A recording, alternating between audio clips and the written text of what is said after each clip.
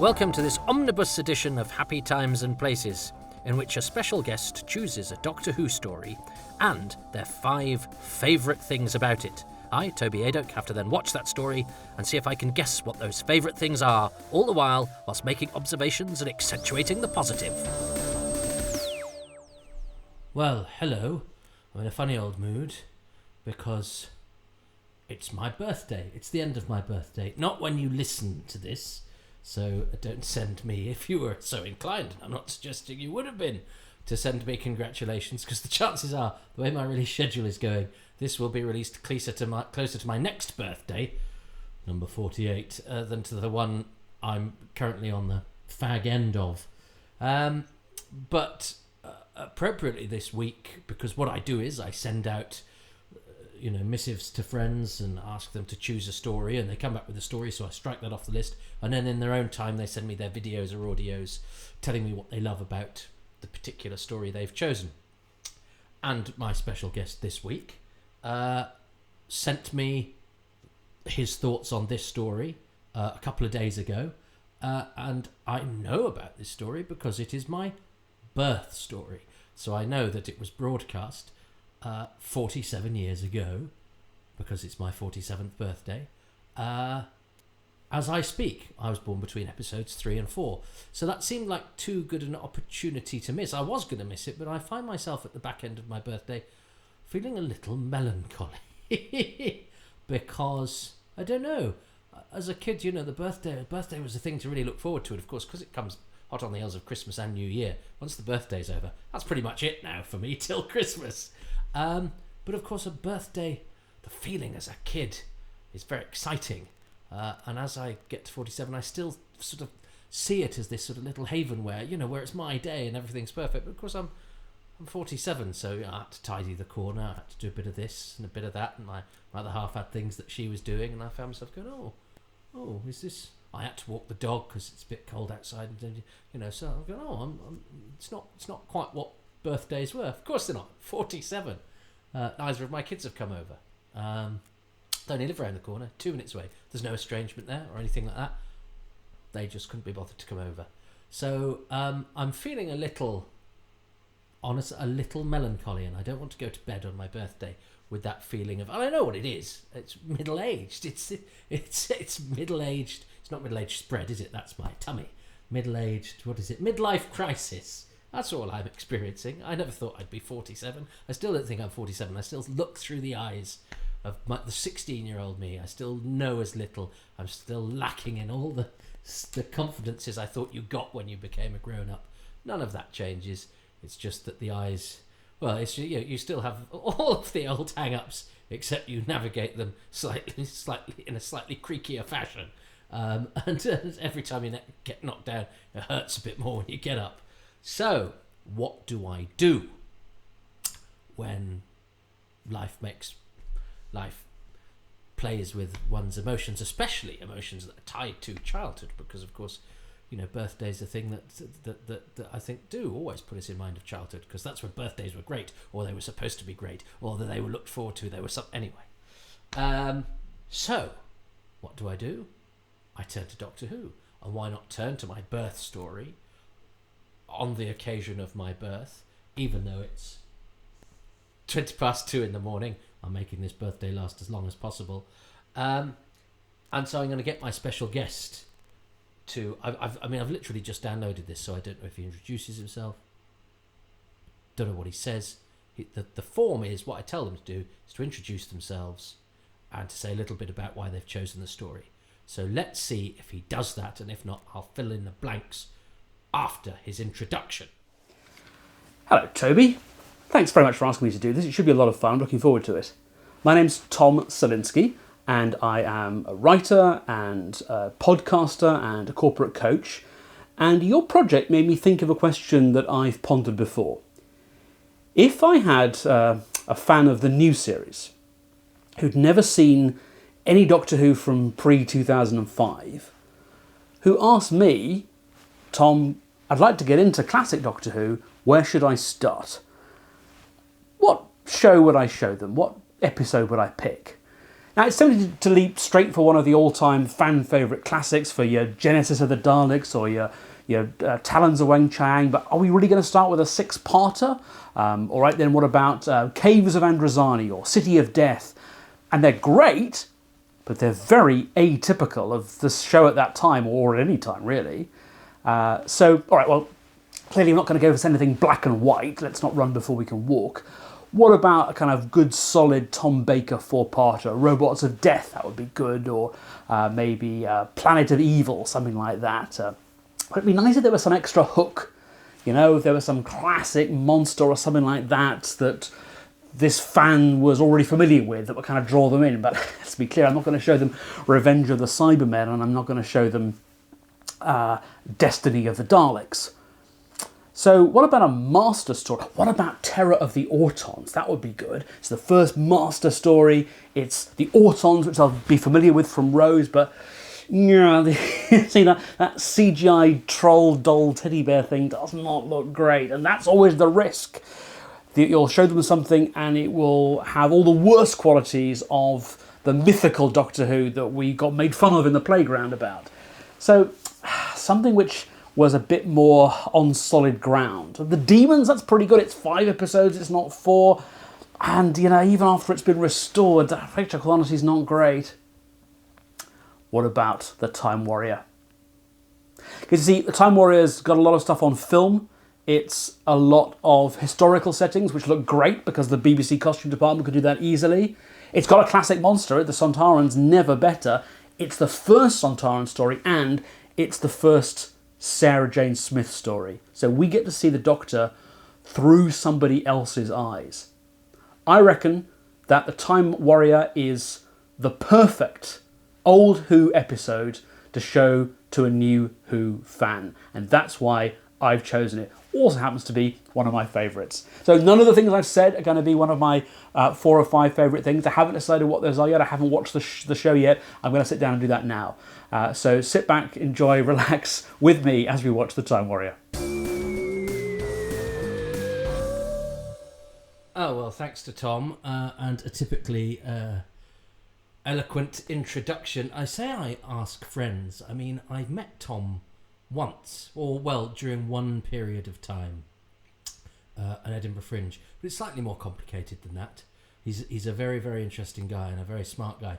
Maybe I will save my connection with Tom to a lull in the story, because I sometimes kick myself for talking too much before the story starts, and then I spend my time going, oh, that's a nice ladder, or you know, the big bobo, and I go, yeah, what's interesting is, which I think I've pointed out before, is currently in my head I have nothing interesting to say at all, and I'm just buying myself some time. Sure, you're working, Toby. So look, it's Tom who will, I know, come up with some interesting things.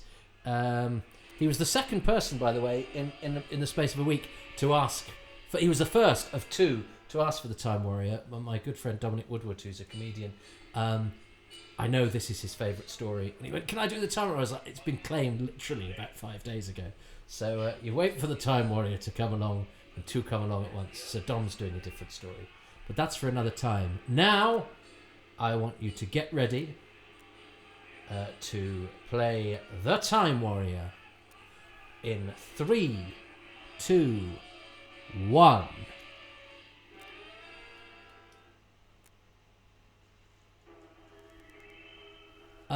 And I think this was my first introduction to this title sequence, which is quite busy. I like it because I like the streaks of light, and then I was shocked at how reminiscent it is of Tom Baker's, because Tom Baker's Time Tunnel was my intro to this, and then when I started collecting Pertwees, I got the earlier ones, and I definitely know, because I like the book of this was the first season 11 story that I got. It was the one I fancied, really, because I remember enjoying the book. The book cover has surely got to be a contender for the best Target book cover. The rendition of Lynx, I'm going to commit now. Is it Jeff Cummins that did it? Or is it Steve Kite?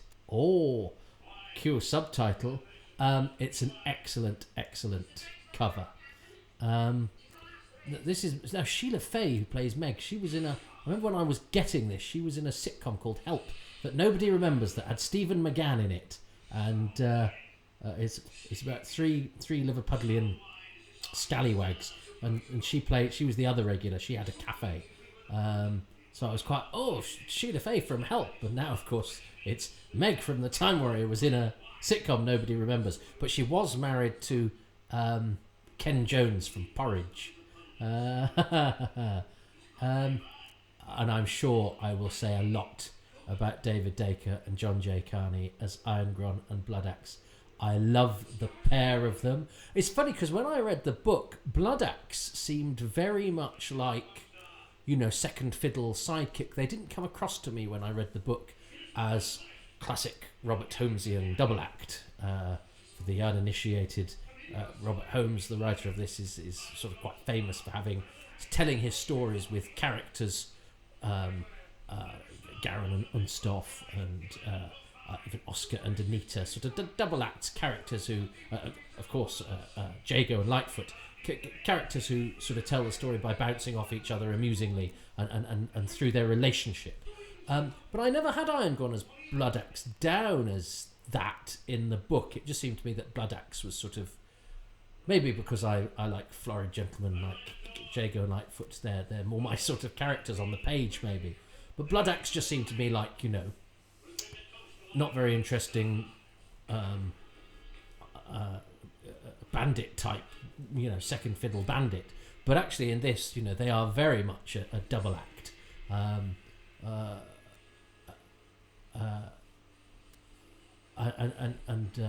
He has real trouble with his horse here, John J. Carney.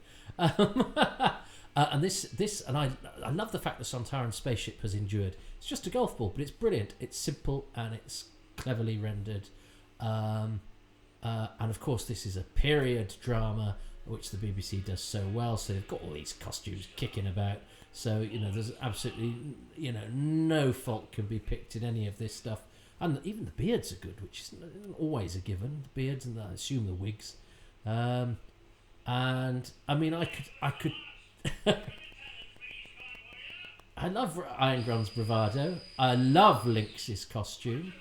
And this is all, beautiful. There's lots of film, as Tom says, which always, I think at the start of the season makes you feel, but look at the attention to detail here. So, okay, he's got a translation device. He's an alien. He's humanoid. Oh, so it's not that exciting. He's a humanoid guy with a helmet on. He looks just a bit like a warrior. Oh, hang on. He's got a translation device. Hang on. There's a suggestion of sort of brown leathery skin beneath that mask. Hang on. He's got a nifty flag. I mean, in some stories, this nifty flag, I adore that.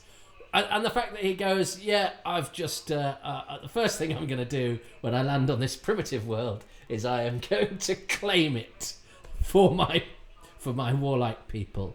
And I love the little salute-y business. It's not a salute, but the sort of chest thumping thing that he does. I used to when I used to play as Sontarans as a kid, I used to sort of Iron Field Major style. He never actually did that, but I think I was influenced by the sort of chesty salute-y thing that he did. So I'd thump my chest quite hard.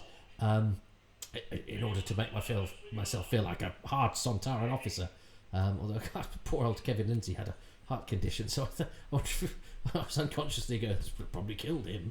I think, and I love the way he moves.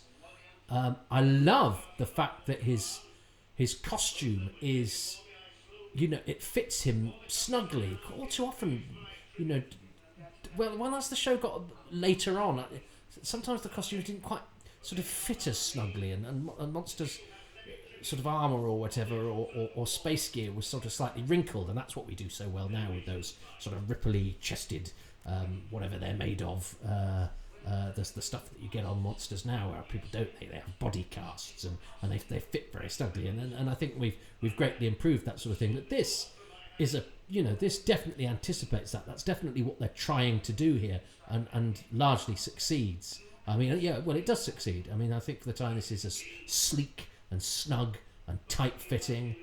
And because Irongron in this company is a wily fellow. You know, in the kingdom of the blind, he is the one-eyed man.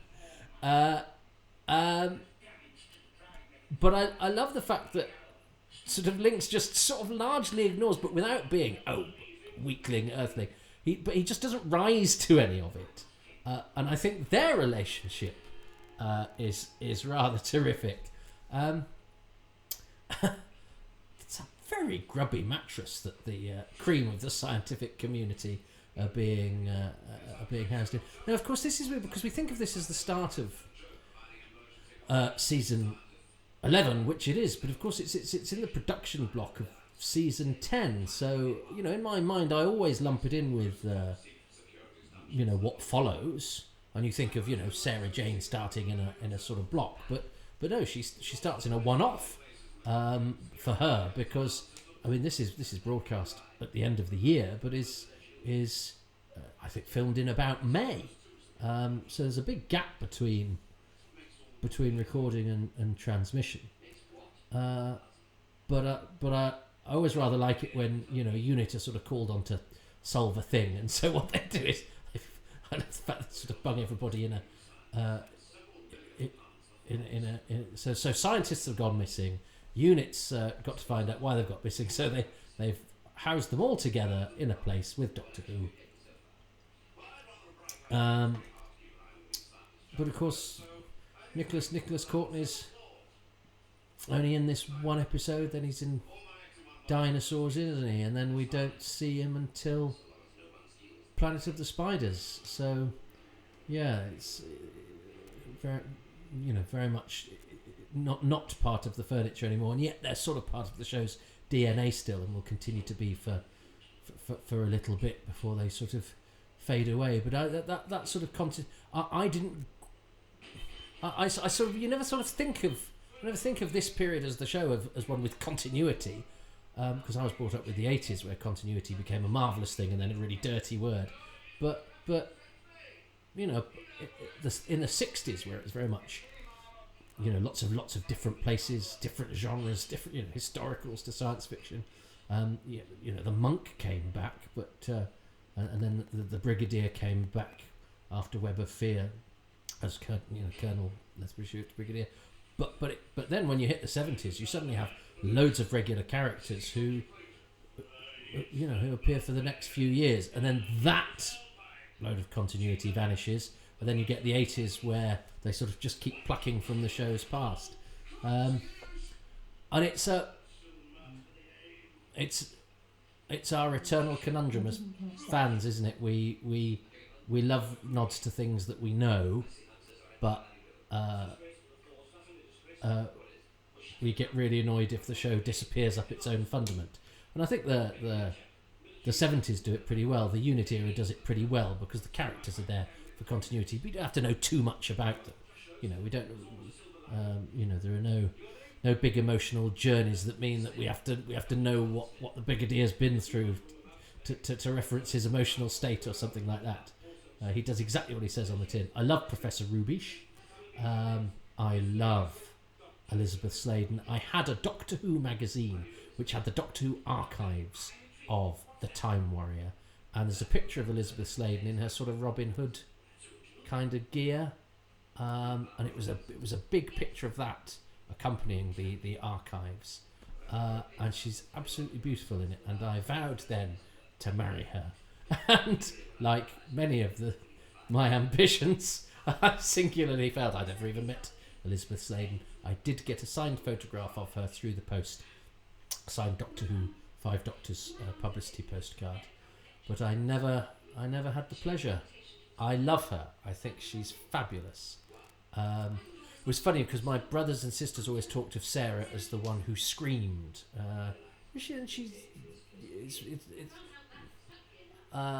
Sarah screamed all the time. They said, but actually she doesn't. And so I think I grew up with her as thinking of her as I slightly dismissed her because I think for my brothers and sisters she was part of the furniture for them, so they were a bit dismissive of her because they'd sort of grown up. They were of the age when they were watching. And I remember as I gradually collected the older episodes, just going, what she's really good. And again, my instinct is to not like not my favourite is not to be everybody else's favourite, because it's pathetic. You sort of pride yourself and go, well, everybody else likes the White Album. I like the Beatles 2, The Revenge. I don't know what they're called. To go, I'm not the same as the crowd. I hate myself for that. So I think I was inclined to go, yeah, well, everyone likes Sarah Jane. She's everyone's favourite. And then you just go, oh no, well, because there's a really good reason. I watched Pyramids of Mars earlier today for fun. It's my birthday present to myself. Home with Tom Baker, don't put a foot wrong. Dot Cotton and Alan and Catweasel's husband. Well, Alan Rowe here as Edward of Wessex, fine servant to Doctor Who. It was also Geoffrey Belden's partner. I will talk about those two as well. I mean, they're the sort of pretty much bottom of the credits characters, played by two estimable character actors, both with fine stories to tell. Gordon Pitt, on the other hand, this guy I don't know much about at all. I know he's dead, sadly, and died many years ago, 85 I think. And he's an extra in The Wheel in Space. But apart from that, I'm afraid I don't know an awful lot about him. I'm sorry, Gordon Pitt, and you don't get an awful lot to do here. Although your character is referred to later to have died in the cells, so it's you don't even get an on-screen death either. You just get sort of referred to in passing. So I'm sorry I don't know much about you, Gordon Pitt. I hope you're happy.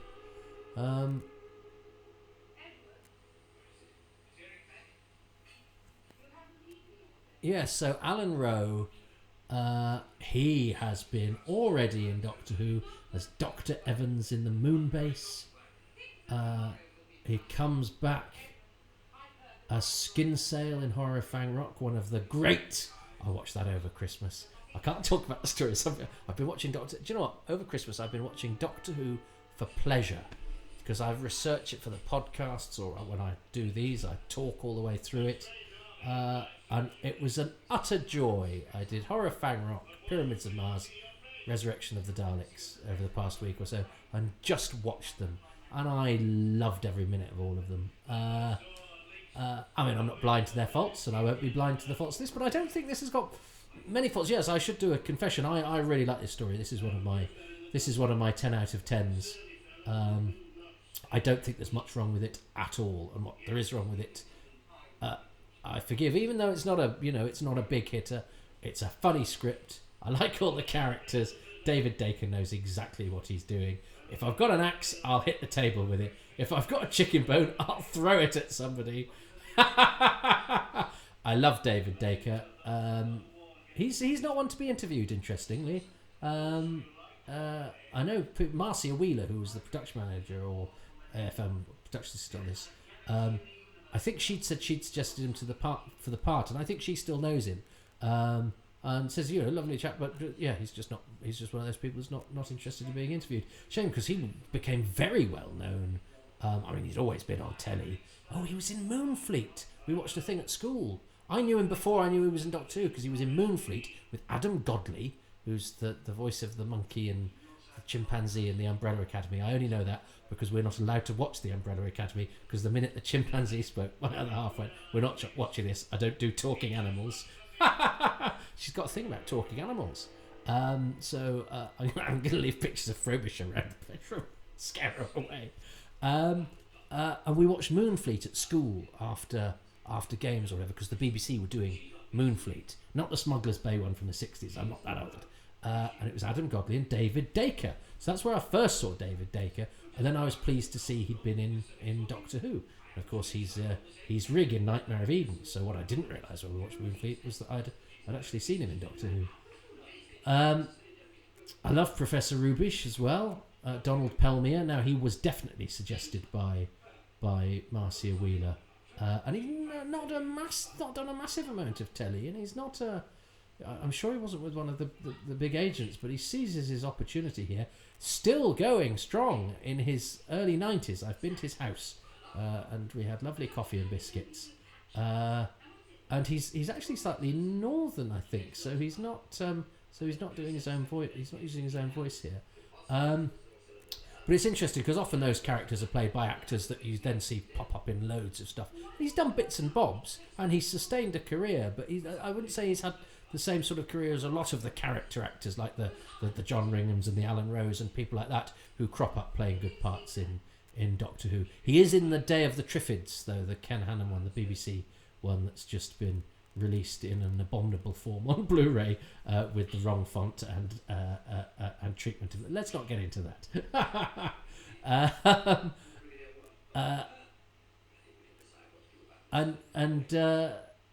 Yes, I think Rubish is rather fun, and I liked him in the book, and I like his performance in this. And it's interesting it's not interesting. I think it's interesting because the credits for episode 1 and 4 go Lynx, Rubish, Irongron, Bloodaxe, and they're double. They're two people per slide. And then for the middle episodes, Rubish gets chucked right to the end, pretty much, and it goes Lynx, Irongron, Bloodaxe, and they get single captions. So they obviously didn't quite know whether he was one of the main supporting characters, or I think probably because he hadn't done a lot. There's that with the billings as well. So he flits to and fro across the credits for anybody that cares about that sort of thing. And actually, I'm watching the DVD, so the credits will make me cross because when they rebuilt them, they forgot to put Bloodaxe and Irongron and Bloodaxe's caption in. And I think because on the broadcast version they'd forgotten to put them in, or something had gone wrong. So that slide was inserted quite late and is therefore a bit shorter than it should be. So I think then when they rebuilt them, that caused some sort of glitch, which meant that it didn't go in. Nobody cares about that except me. There's nobody in the world that cares about that except me. And me, I care far too much. We haven't even talked about Doctor Who. Jon Pertwee. This is where, as the late and much missed Terence Dix would say, his hair is getting very bouffant. I love Pertwee having these sorts of gadgets. There's just something about that sort of way that he sleeps in the chair. I buy that Jon Pertwee can sleep in a chair with his feet up, and get quite a decent sleep. Rubish has gone and he's left his glasses, which is going to be very important. Yep, Blind is back without his glasses. Because of course Elizabeth Sladen wasn't originally cast as one of those soldiers is Steve Ismay, who's a lovely fella, and he's the guy I always email when I want to find out about an extra from Doctor Who. Do you remember Brian Gilmore? I go, oh yeah, lovely bloke, didn't take himself too seriously, never came for a pint though. I love Steve. He's a proper Cockney character, and always sends a lovely email back. And does done loads and loads of Doctor Who's and loads of other things. So yes, Elizabeth Sladen was not originally cast, and for years it was a mystery because Barry Letts was too much of a gentleman to say, well, we cast person X, and then and the suggestion seems to be that Jon Pertwee didn't sort of feel that the chemistry clicked. And it's public knowledge now. It was an actress called April Walker, who is in the Fawlty Towers episode. She's a great comedy. Worked a lot with a lot of comedians on telly at the time. So it would be interesting to have seen what April Walker's take on the companion would have been, but she didn't make it past the Pertwee scrutiny, having been cast. But interesting, because of the way the BBC works, she was contracted to be paid for the season, but because she got other work at the BBC that paid a sort of equivalent amount, she didn't get. She did get paid, but she had to do another job instead. Whereas I'm sure now you'd go, if you contract me for a job and I end up not doing it because you've decided something, you still have to pay me, and then if I get another job, I have to get paid for doing that other job. But the BBC worked in different ways those days.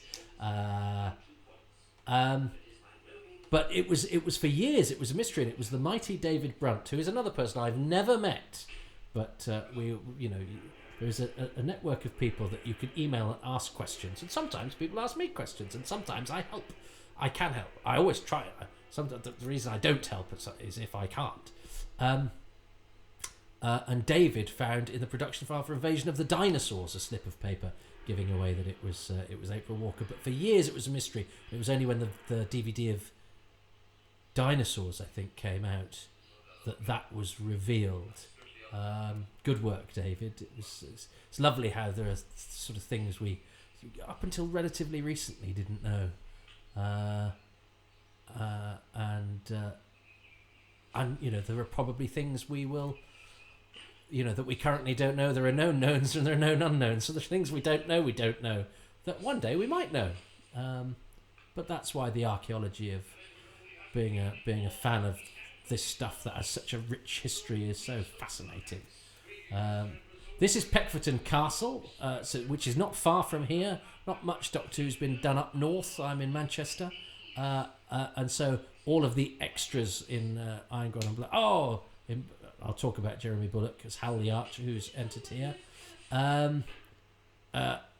All the extras in Blood Axe and Iron God's Castle are locally based actors. They recruited the film actors from up north, so a lot of them are from Manchester or Liverpool or Leeds, and some of them quite experienced, and some of them, as we'll discover in episode 3, and I see him there, Steve Brunswick, not quite so experienced, and when he opens his mouth in episode 3, you'll see the ugly proof of that, and I've got an amusing story to go with that as well.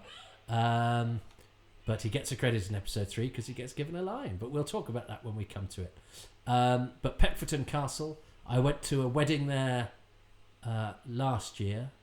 God, was it 2020? Oh, it was like another world because it was when we were allowed to sit next to people and lick their faces and spit in their mouths and everything. And I sat next to Norna from Frontios, who was a guest at the wedding, but I didn't lick her face or spit in her mouth. And I was placed next to her because my friend's kind. What a cliffhanger. What a mask. It's a simple cliffhanger. The monster takes his helmet off to reveal that he's a monster. We knew he was a monster. We could see he'd got leathery skin underneath. I suspect there were photos of him in the paper.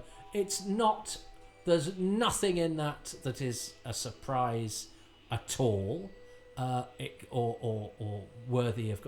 Eleanor, Edward and Hal get a three caption. Gosh, yeah, it's a real hodgepodge, this first set of credits, especially on the DVD where one slide is missing. They'll alter that for the Blu-ray, but there is nothing in that cliffhanger on paper, say, that when you'd read it in say Doctor Who magazine, in the Doctor Who archives, the Linx removes his helmet and reveals his faith beneath or whatever, that would make you go in any way, well, that's a remarkable cliffhanger. In execution, it's one of the... I just think it's perfect because it's very nicely shot.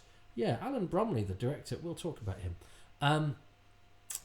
And that's reminded me of something. I'll tell you in episode 2. It's a bit embarrassing. For me, not for anybody else. But that cliffhanger, I'll explain this cliffhanger, it kills me. The way it's shot, I think the fact that it's on film, but it's the turn, it's the sheer it's the, there's a mask underneath the mask, or there's something underneath, there's something, I don't know why that peeling of that layer is witty, but it sort of is you think, he looks like a metalhead monster guy, but there's something underneath, and we're seeing what's underneath. What is underneath is one of the best monster designs in the history of the show. The fact that you've got the articulated eyes, the actor's eyes underneath, means that you've already got a performance going on. The fact that Kevin Lindsay then decides to stick his tongue out and make Lynx and the Sontarans therefore sticky outy tonguey things, which is just a very simple way of being a bit alien, that doesn't look pony, it doesn't look silly, it's not too avant-garde, it's not too out there, it's just a little touch that is completely believable. It's the fact that Lynx has got little bits of facial hair. People don't think to give sort of monsters facial hair. Sometimes monsters, that's what they are. They're a hairy thing. But a sort of leather skin thing with a bit of facial hair. I just think it's that attention to detail, the concept, the design, the execution. I love that cliffhanger, and yet it is nothing except for the fact that as it is more than a sum of its parts, or because of each of the little parts that everybody brings to it. It's absolutely terrific. So I might choose that, or do I just choose Lynx as a whole? No, I think I'm going to choose that. Oh, how do I? Because what's Tom going to do? I've got to think what Tom's going to choose, but he might choose something good. I'm going to choose the cliffhanger, with the caveat that I might make it include Lynx as a whole later in retrospect, depending on how the rest of this goes, because I think Kevin Lindsay's performance, combined with that costume, combined with that mask, combined with the sheer impact the Sontarans make as a one-off monster, and just one of them, that they've become part of the show's history, who I never think have been quite as good as they are here. And that's no disrespect to Strax and Dan Starkey, who I love, but they are a slightly different iteration. And I know Dan's very good at, and I know he wanted to do more with the voice when he first came in. I've done an interview with him where he's talked about this and the tongue and stuff, and the director told him not to. And I think Strax is absolutely brilliant, and I love Strax. When I see Strax as Strax, I don't. I think he gets his own subsection, whereas the Sontarans and Strax is of course a benign character in a sense. He becomes a good guy, and he's almost a sort of sidekick of the Doctor. Whereas when looking at the Sontarans as a race and their depiction in the series as a threat, as a nemesis, I don't think they've been better than here. And I think one of the really interesting things about Classic Who... Well, no, I will talk about that later, because the episode isn't playing, and I will get to a point halfway through episode 3 where I run out of things to say. No, you won't, Toby. Yes, I will. You can never stop talking. I actually do. But just not when I should. Right. The cliffhanger to episode 1 is what I'm choosing.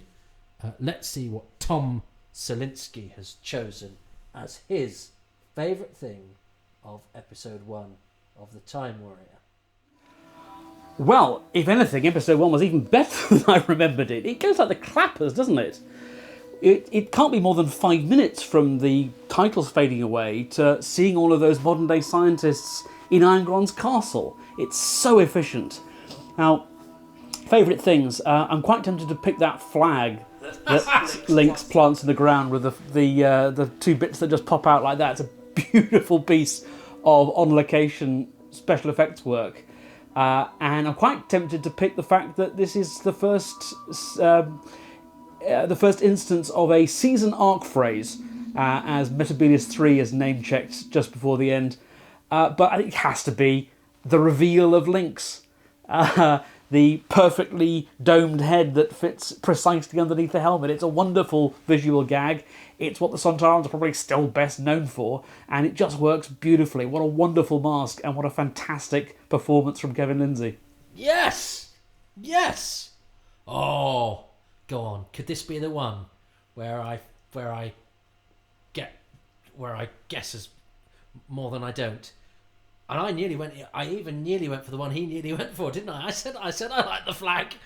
He liked the flag. And what I love is that Tom, I don't know how others have done it, but Tom is actually watching. I could hear the title music behind him. He's watching and then talking to camera. So he's sort of doing what I'm doing without chatting over the actual bits that you're supposed to watch and appreciate.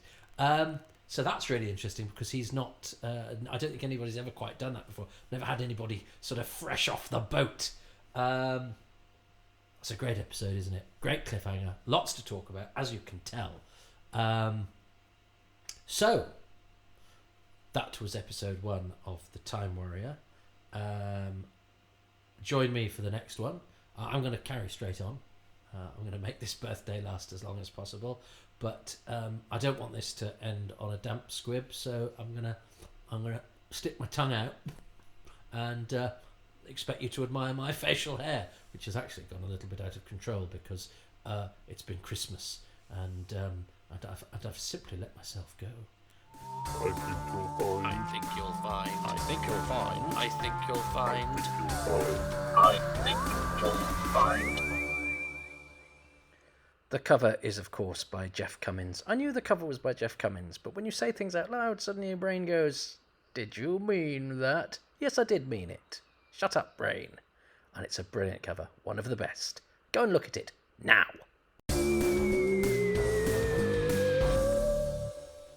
Well, welcome back. It is episode 2 of The Time Warrior, and what I will have just played you as the intro to this episode is the introduction to it from my special guest, who, as you heard, is Tom Salinsky. I'm delighted that Tom is doing what no one has done before. He is watching the episode, as I'm just about to, and then giving his instant reaction to camera into his microphone, depending on whether you're watching or listening.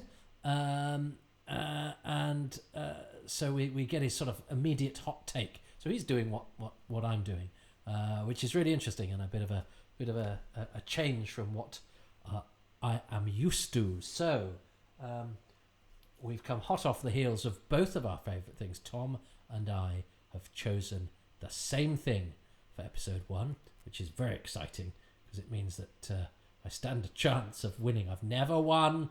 At the time of recording this, I have never won this podcast by guessing more of the favourite things of my guest than I don't guess.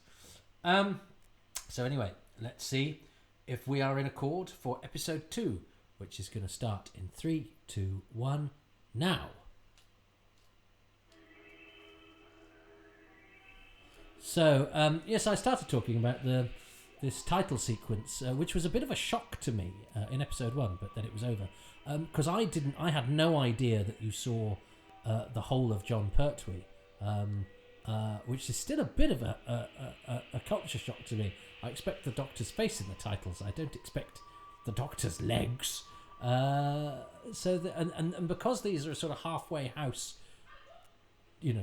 between the famous Pertwee titles and the definitive Tom Baker titles that use some elements of this Pertwee title sequence, I've never quite settled into it, and it's a shame because it's a good sequence, but it's quite busy, isn't it? And I know for a lot of people it's a favourite because it's got all the great things of that Baker sequence, but the addition of Jon Pertwee's legs, which is enough to sell it for some people. I just noticed there Pertwee gives a nod. The Doctor gives a nod as if to say, yes, I knew it, Sontaran.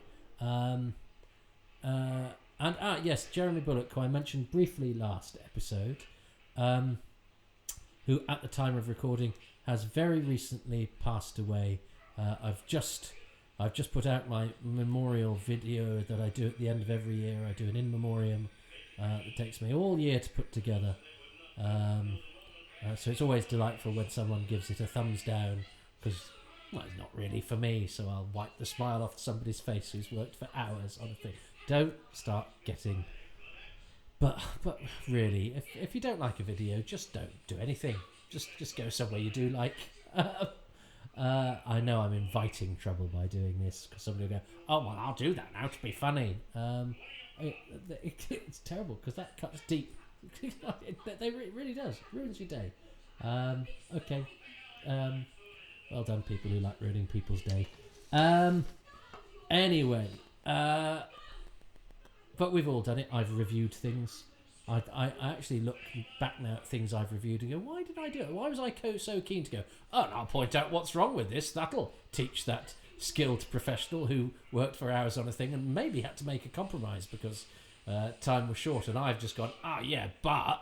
and actually, it's one of my regrets, actually. I was asked to review stuff for Doctor Who magazine, and I did, and I sort of wish sometimes, because I'm just a kid who loves Doctor Who, being asked to do something for something is so keen, and so wow, what, me write for Doctor Who magazine? Yeah, What have my? I was writing reviews, setting the world to rights, saying what was wrong with Doctor Who stories for years. Now I can do it.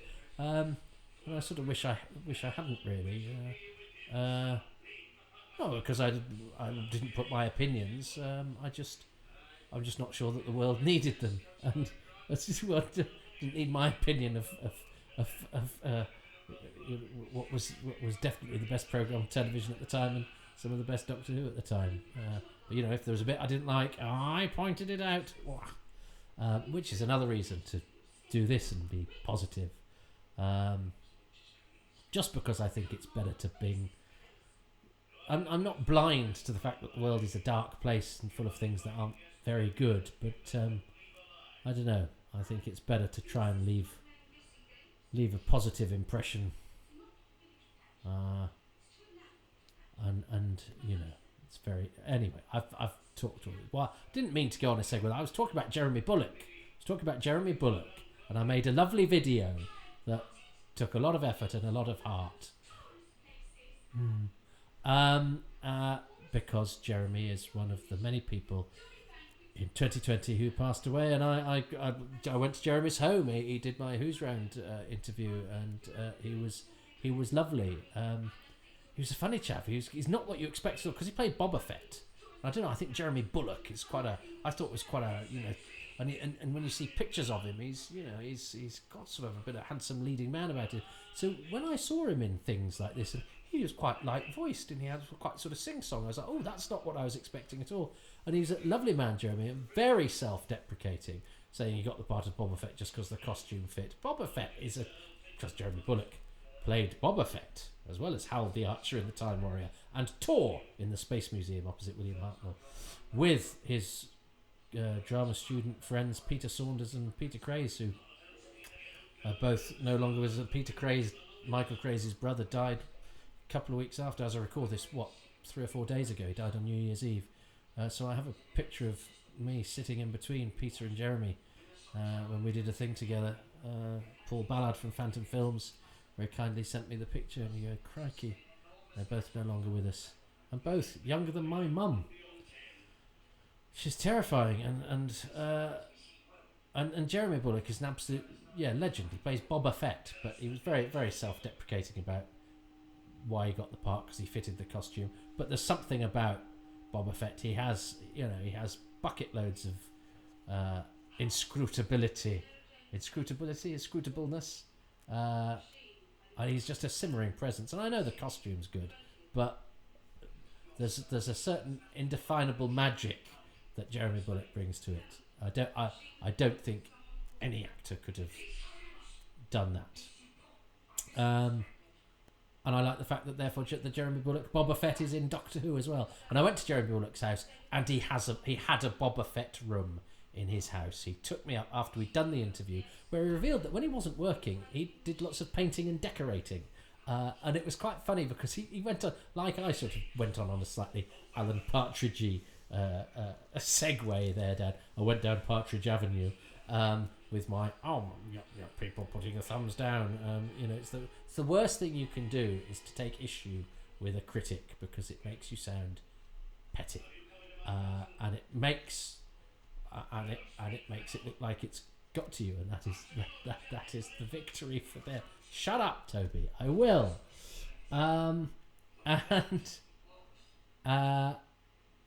But Jeremy was talking about painting and decorating, and he said he did.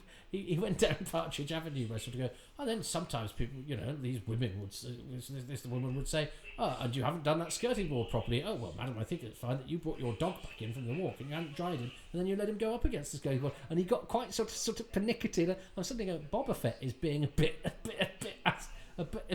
like a bit of a sort of a bit partridgey about his painting and decorating business, because he's a very skilled painter and decorator. That was it, because we were talking about what he did, when he wasn't acting. I thought he might say, oh, I helped the mate in a shop, but he actually was as skilled and took his painting and decorating very seriously, and got annoyed with customers who were twats and remembered them 20 years later. All things that I would do. I wouldn't remember any of the houses that went well. I'd remember the woman who annoyed me because she didn't dry a dog from the walk and then blamed the skirting boards on me. But anyway, after that, dear Jeremy, there he is, took me up to his Boba Fett room where he had every piece of Boba Fett merchandise available, from a full-size Boba Fett to a Boba Fett electric guitar, Boba Fett watch, a female Boba Fett. And here he is about to get his head chopped off by Jon Pertwee and Steve Brunswick again. You can tell Steve Brunswick's the one with the sort of fur shoulders. He will peak. We will get peak Brunswick in episode 3. But he looks good, Jeremy Bulloch. He looks like Robin Hood, doesn't he? And he's in Robin of Sherwood as Edward of Wickham. So he was around. He was part of the furniture. But as I say, I was quite surprised when I got to this to find that sort of sing-song lilt that he has, much higher register than I thought. But he totally looks the part. You'd have him as Robin Hood, wouldn't you, Jeremy? And because he's quite self-deprecating, he's much funnier than he would give himself credit for, I think. But behind that, I was just wearing the costume. He was an utter gentleman. He was funny. He was also funny when he was talking about painting and decorating, when he didn't mean to be funny. But that's okay, and I'm not being mean when I say that. I will point out my own folly equally quickly, but he did abuse me. It stuck with me. The fact that anyway. So I'm not pleased. I'm speaking with love. He was very, very decent with his time, picking me up from the station, allowed me into his home, his beautiful home, his lovely wife too. Talked so lovingly of his grandchildren as well. So nothing about his career bothered him at all. He was really happy to talk about it. But because some actors would, some actors having played Boba Fett would go, the thing about Boba Fett was that it was my idea to do this. Or he just went, well, look, Boba Fett's amazing and an icon, and it's not really much to do with me.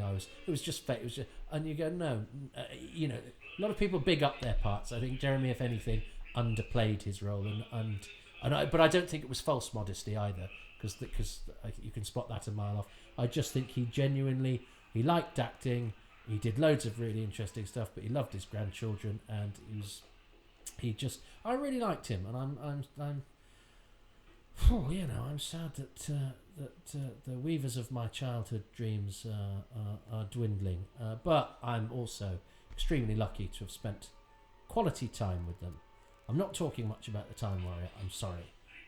It's my birth. It's my party, and I'll segue if I want to. I love the fact that Luke thinks Ironcon's a dick.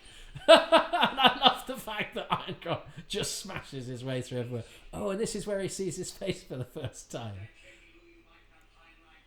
And the bit above his nose, the sort of little cross. It's such a brilliant design. I love the way because Ironcon calls him Toadface, doesn't he? I love that. But the articulation, the mouth, in that costume, and the fact that you can see that, and it's funny. I never had this one on VHS because it was one of the ones edited together, wasn't it? And my copy of this, which was I think must have been a very second generation from an Australian airing, because I had an excellent quality copy of this on a Scotch tape. Don't know if it was, but if you Scotch tapes were the ones that lasted, but they were really expensive. I had the Time Warrior 1-4 and Seeds of Doom 1-3 on one tape. Did I? Or did I have Claws of Axos, Seeds of Doom 1-3, Seeds of Doom 4-6, Time Warrior? Do you know what? I can't remember, and I would have known. I would have been able to. But it was definitely a Scotch. I think that was it. I think that's what I had. I think I'd asked for a Pertwee and then Seeds of Doom on a separate tape, and the guy who'd done them had mixed them up, and I was never quite happy that Tom Baker was stuck in between two Jon Pertwees. It didn't feel right. I think I'd maybe wanted Frontier in Space in the middle, and that actually came on a separate tape. That probably bothered me far more than it should have done. Look at that! That's a Doctor Who image. There's a scientist in a medieval castle in his pajamas, doing hypnotized science. Doctor Who does incongruity beguilingly and brilliantly better than anything else. It's the Yeti on the Lewin Tooting Beck. It's the pajamaed scientist in a medieval castle with computer banks. I love that. And here comes Professor Rubish, who can't see, which is probably good for when he comes to read the closing credits and finds he's tumbled to the bottom of them. He's got. I think that's. He's bald now, Donald Pelmier, but I think, is that a wig? I think it must be. So I haven't actually talked about the episode much, so I shouldn't be stumbling here because there's plenty to discuss. Oh, Tom Salinsky, by the way, who's doing this, I think, so brilliantly. When I say with this thing, you know, I'm asking friends of mine. Tom did a quiz on Outpost Gallifrey on a forum, and named a number of things. And it was like you had to do pointless. You had to name one that the fewest people would name, I think. And I think my real joker to play was when he said name a member of unit, and but not an extra. And I mentioned Private Upton, who is not credited in Doctor Who and the Silurians because he's played by Simon Kane, who plays a Silurian, but he does have lines, so he's more a character. And I explained that in my answer. And anyway, and I won this thing. I won this quiz. It's the only thing I've ever won, I think, on Outpost Gallifrey. And this is before I'd done Moth Sake My Doctor Who Scarf or anything like that. And then I was doing Moth Sake My Doctor Who Scarf in Edinburgh. This bloke was doing a show nearby, I think, or we certainly, yes. Oh, because his wife was doing the show after mine, I think, or before mine. She's a fine comic and broadcaster, Deborah Francis White. And he said, "Oh, I'm Tom Salinsky." And I went, "You're kidding!" And we'd literally done this thing not long beforehand.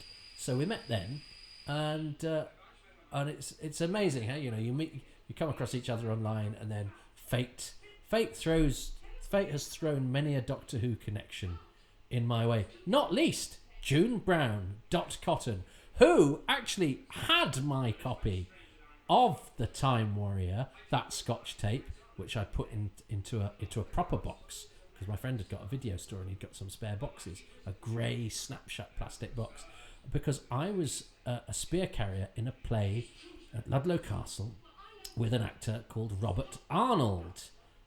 It was in As You Like It with Touchstone, played by Sylvester McCoy.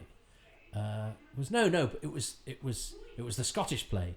Bob came back the following year to Ludlow. It was the Scottish play. David Rintoul, Hayden Gwynn, and Ross was played by Robert Arnold, who was married to June Brown. So I lent him my copy of The Time Warrior and didn't get, and he sent it back to me a year later, just before coming to Ludlow again. So we did actually work with each other again, so he could have carried it. But he I think he felt guilty. Thought, I can't go back to Ludlow till I send that lad his Doctor Who video back.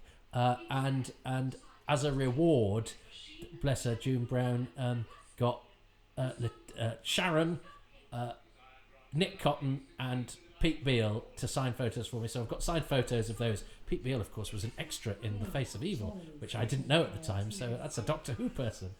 So I've got signed photos of all those, and she signed hers Dot, and they put lots of dots on the picture.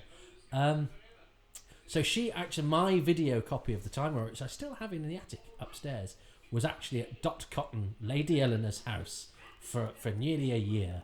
Bob Arnold, sadly, is no longer with us. He was Robert Arnold, the actor. He's in the Countdown episode of Blake 7. He's not Bob Arnold, who was in The Archers. They're two different actors. But the Bob I knew acted as Robert Arnold. And we have to mention Jacqueline Stanbury, who doesn't make the credits at all, who was a maid Mary in episode 1. And episode 1 was overrunning, so they cut the one scene that she was in. I don't know anything about her other than the fact that she was nearly in Doctor Who and then wasn't. Or they cut her lines anyway.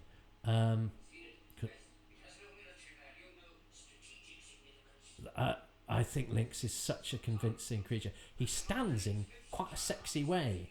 I don't know, and I'm a totally heterosexual man, but I think there's something about the way that Lynx holds himself. That's quite. It's the one leg forward and one leg slightly back. And maybe it's the leather costume. Maybe that's it. Says me in my. I'm wearing my birthday shirt and a rather garish kerchief. I was given many, and I will learn to love them all. He's got hairy ears. He's got Dennis Healy's eyebrows. I love that because they're real and they don't draw attention to themselves. The designer's not going, oh, look at this. The designer is augmenting it with clever little touches. And I believe the skin. I believe that is skin. And the mouth. You get a performance. And it's a brilliant performance. And he invests the creature with a real personality. And he's got... I talked about this when we did Sontaran Experiment. He's an Australian who's doing RP. And so it means it's a slightly compromised diction. My ship's frequency. So, it's which makes it unique. Because it's this weird synthesis of the two. And it's a neat idea, isn't it? I mean, it's weird. I don't quite buy the idea that you haven't got enough. You're not quite equipped to take off, but you are equipped to travel, or at least, to travel forward in time with enough solidity to be able to snatch some scientists. It seems to me, if you have that technology, that this plan is sort of unnecessary. But I don't care. I only say that just because I otherwise I'd talk about Jon Pertwee's green jacket. It doesn't bother me that the plot doesn't quite hang for me in a way. Because what it gives us is this wonderful sort of parallel storyline of Lynx arming these two idiots and their stupid men with gradually more advanced weapons. So that's quite a wheeze for the story. That is quite a wheeze. You have the robot knight. Whose arms are clearly coming out of his sides, not his shoulders, because he's tall. It's clever, and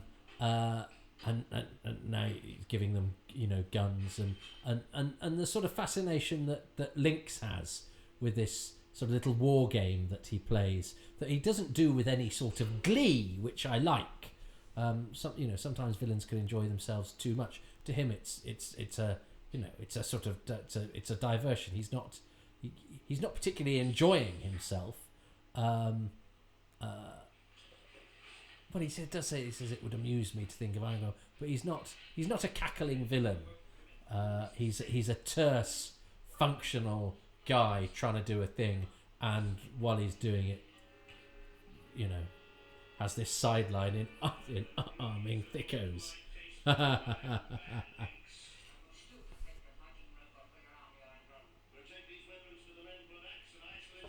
Yeah, tomorrow. Yeah, he'll be feeding the crows. Yeah, feeding. Yes, I remember. I always worried about things like that. The fact that behind Sarah and Hal, is obviously white studio backdrop because they can't put the sky in or whatever. A background in, but it was televisual grammar. You knew what they were driving at. You accepted it. I'll be saying that sort of thing till I'm blue in the face, so it's almost totally redundant. So yeah, thanks for listening to that thing that I've just said that I then immediately followed up by saying it's pointless. That's the other thing is, of course, this is January the 2nd. I mean, it doesn't really count as January the 2nd anymore when I'm recording this. So yesterday we found out that John Bishop, who I've known for about 20 years and gigged with for 20 years, is now a part of Doctor Who's rich history. It's really weird now watching the show where, people I've rubbed shoulders with, people I know. I mean, he texted me afterwards when I texted him, are now part of this thing that, for all my involvement with, I've never actually been in. So it's a strange and bittersweet experience. I'm delighted for Jon. He's a top fella, and one of the best comedians I've ever worked with. He's such a good comic, and he's an earthy and very natural actor, which I like, which I think Doctor Who needs in its companion figures, because they ground the drama. And we've got a new companion in this. That's clearly not Jon Pertwee in this rather nice long shot that director Alan Bromley, who again I haven't mentioned, and the episode has finished. Poor old director Alan Bromley. Oh gosh, I didn't talk about the episode then much, but I have to just trust my instincts, don't I, and just go with whatever's on my mind. I went up Partridge Avenue. That's right. Hal, Jeremy Bulloch, Eleanor June Brown. Gosh, she must be in her 90s now, mustn't she? Is she? Oh, as is Donald Pelmere. So Mark Boyle, Kronos himself, is the fighter ranger. And yes, Peckforton Castle, just up the road, it's been a great location. I like all these. Everyone gets a single credit, a single caption credit. Alan Bromley, I must tell you about him next week. But in talking about that and getting slightly distracted, and having played my, I've got to now try and pause the episode 3. Having played my Lynx Joker, I think much of what I talked about then was Lynx. So what in that? Well, I mean, it's going to be a bit boring, isn't it? But I think it's gonna have to. Am I just going to do the characters? But I mean, I love Irongron and Blood Axe. I loved Irongron's reaction to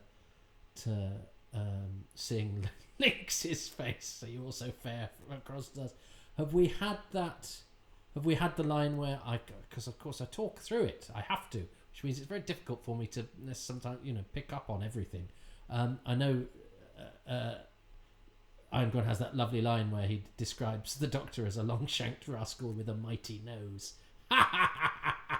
which Terence Dix always said that people quoted him as being a brilliant, typical Robert Holmes line, but Terence said it was actually one of his, and that wouldn't surprise me because Terence is a much funnier writer than he's given credit for. We always know him as the genius script editor, and we know Robert Holmes is capable of the most brilliant and funny lines, but Terence is funny too. Anyway, I took my eye off the ball there slightly, but scientists in pajamas in a castle. No, I think I'm going to go for, because I think sometimes I, choose a tiny thing like a prop and forget to mention a really brilliant character.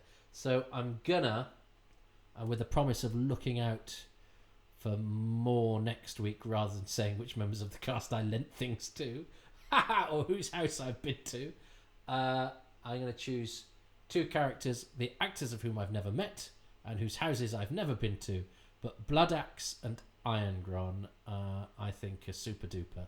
I think they're brilliant characters. I think they're a great double act. I think they're very funny, but they're also plausible threats, and they're judged perfectly because they're stupid, but never to the point where you don't take them seriously as protagonists and as a danger to the Doctor.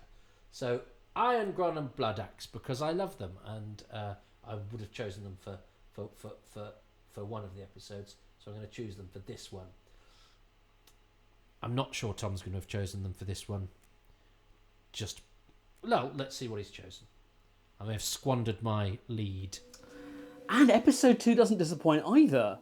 It's all just fantastic, isn't it? I mean, maybe the robot's a little bit embarrassing. It looks very good with its head cut off, though, I've got to say. I'm not absolutely sure that would be a deal breaker for a new Who fan. It's about the only thing which is coming close to it. I think the thing I admire most about this episode is just how well plotted it all is. The business with Rubish's glasses is brilliant. means that he can be an active force, and it's all been carefully seeded in from episode 1. And then we have the situation where the Doctor is apparently being held prisoner and is subdued. At the same time, Sarah Jane Smith, who's only just met him, suspects that he is the bad guy, and now the raid on the castle is going to unwittingly bring the Doctor back into the fold as a force for good again. It's really brilliantly constructed. There's so much else here going on to enjoy that great high-angle shot of the fight at the end, making it probably not obvious that wasn't Jon Pertwee, but I think it's the plotting.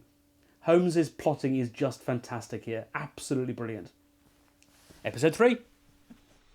Yeah, I'll take that. That was good. And yes, I'd forgotten. Funny enough, I nearly said I'm not a great fan of the robot, because I'm not a great fan of the robot. And I wish I had now, because it shows that Tom and I are still very much in accord. It is the one, I think, weak point for me. And I think it's because his arms are clearly coming out of his sides and they built his shoulder up. That means that they can chop his head off. It's actually an efficient and smart piece of costuming to pull off the trick of chopping his head off. Anyway, it just does flap about a bit. And it moved, yeah. Anyway, this is the accentuate the positive thing. I just thought it was interesting that the one thing I'd have put as a chink in the armor of the Time Warrior is the guy in armor. But I'll take the plotting, and I forgot. Yes, the thing where Sarah actually, it is a nice wheeze that Sarah thinks the Doctor's up to no good, and the whole thing they're doing now is they're not rescuing him; they've come to capture him because they think he's a baddie, which is a brilliant sort of almost farcical thing. But I didn't choose that. I chose Iron Gone and Blood Axe, so it's 1-1 to me and Tom. And I'm getting tired, but I can't miss the opportunity to watch episode 3 tonight. You won't get it. It makes no difference to you. You will get that on the next episode. So for now, thanks very much, but do join me when I release the next episode, which is the last episode of Doctor Who to be broadcast before I was born. Well, welcome everybody. That will have been the voice of our special guest, Tom Salinsky, who has chosen the Time Warrior, and by a massive coincidence, he sent me his thoughts on the Time Warrior over the period of Christmas 2020. Oh, that old riot! And it struck me that that's pretty much it was broadcast. Christmas and New Year. 1973-74, and the reason that's interesting and appealing to me, and human beings do like seeing patterns in things that aren't there, is that I'm recording this on the back end of January the 2nd, 2021. We're full of hope at this point in the year that the pestilence will go and we'll all live happily ever after. You might be listening to this in a wasteland of corpses and unused masks, and slightly embarrassed Daily Mail headlines. But speaking to you from the past, we're currently doing okay. We just had a slightly quiet Christmas, but it's also my birthday. As I say, when I record this, not when you listen to this, so don't send me anything. Not that you were going to. But the reason I know about the Time Warrior and my birthday is because a few years ago I decided to work out something I didn't know, which I'd have thought would be something I'd have tried to discover very early on, and that is what my birth story is, and it's this. So this, episode 3 of the Time Warrior, which we're just about to watch, is the last episode of Doctor Who to be broadcast before I was born. Yes, so that means it holds no special footnote in Doctor Who history at all. But for me, it's a little thing. And enough of my little thing. We're going to press play to watch the last episode of Doctor Who before the world changed forever. And its anorak quotient went up just a little bit. On account of 3, 2, 1, press play now. So here we are, the time tunnel. Well, it's still a bit weird to me to see Jon Pertwee in the Tom Baker title sequence, or part of it, and his full figure. Although they did do it with his arms, because he was very good. Nobody can enter a room and spread his arms out wide and not look like a Burke that isn't Jon Pertwee, who just somehow makes it work. It's like Larry Turner said of him in that 30 years in the TARDIS documentary. You know, nobody can pull off frilly shirts apart from Jon Pertwee and Jimi Hendrix. And who am I to argue with fashion guru Larry Turner? I like the little smile that Hal the Archer shoots Sarah Jane there. He thinks she's a feisty lady. I promised to talk about the episode more. I got a little bit introspective last week, or 5 minutes ago, depending on whether you're my time or not. I make no apologies. This is me talking in front of an episode of Doctor Who, unscripted, unplanned, unresearched. It's a slight, the cliffhanger's a slight hodgepodge, isn't it?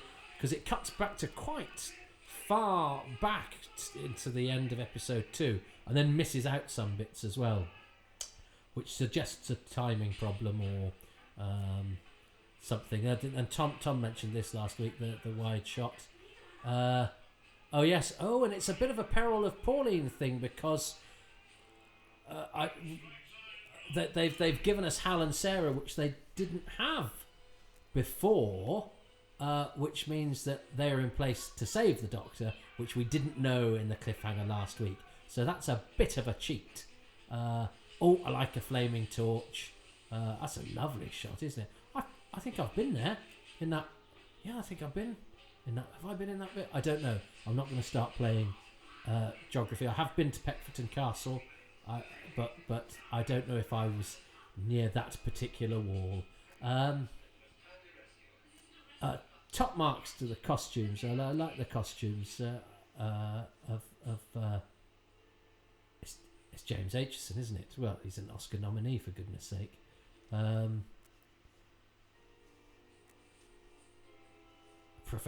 do like Professor Rubish, and there was a great picture of him in the Doctor Who magazine, Doctor Who Archives, that I had. I bought it from my grandparents. That's right, in Newbury in Berkshire. I took it to school with me, and it was read it over and over and over again. And it was in the days when the archives just gave you the plot, pretty much, but the pictures would have captions. So I knew that Donald Pelmier played Professor Rubish, so that was something. There were no pictures of Iron Gron and Blood Axe, though, unfortunately. I love all of Iron Gron's lines, and this brilliant sort of bargain of necessity that they have with them, which Iron Gron completely misjudges, and poor old Blood Axe, who, let's not forget, is probably a filthy murderer, a horrible man. But John J. Carney makes him so likeable because he's so stupid, but he's not incompetent, and he does the things that he's asked to do, but he's stupid, but likeably so. And John J. Carney he's in the Blake 7 episode that Colin Baker is in. He's Colin Baker's villainous sidekick in that.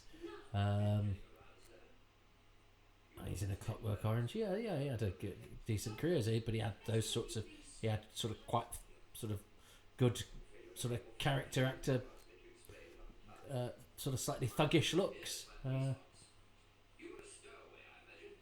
It's interesting how things like stowaway become a, because Adric was a stowaway, Zoe was a stowaway. It's a thing that companions did, was they said, we don't sort of accept that we don't have that as a sort of thing that people do. A bit like getting knocked out. People don't get with the blow on the head. It was just the sort of stuff that we took in our stride in dramas. People were stowaways. I suppose that's a hangover from sort of adventure series with actual boats and things. Sarah, I never talk about the regulars enough in this podcast, I don't think, because I think I take them for granted, and because they're obviously not unique to this story. the way Sarah is weaved into this story is brilliant. The fact that she thinks the Doctor is the bad guy is a great sort of comedy of mistaken identity, and a great way to introduce their dynamic. And the fact that she enters on a lie, pretending to be somebody that she isn't. I love how Jon Pertwee's Doctor is with sort of the gentry. We should hate him for it because I like when he's a nobleman of Draconia who knows how to behave in a court. But it means he is quite sort of feudal. He is a bit sort of, oh no, maybe he's just polite. And I like politeness, but when you're polite to people who preside over a very unjust system, it does make you seem like you're sucking up to the rich people. But I think Jon Pertwee does it so well, how he ingratiates is the wrong word because that suggests obsequiousness, but how well he fits into sort of courtly etiquette. And the way, of course, actual disposals. Whereas you can sort of, I'm not sure you can imagine Tom Baker being quite the same. Although his Doctor knows how to talk to people. It's a clever thing that the script writers do, is that they, can keep the Doctor. The Doctor's very good at communicating with people in their plane because the Doctor is so well travelled and knows how to negotiate his way around a conversation.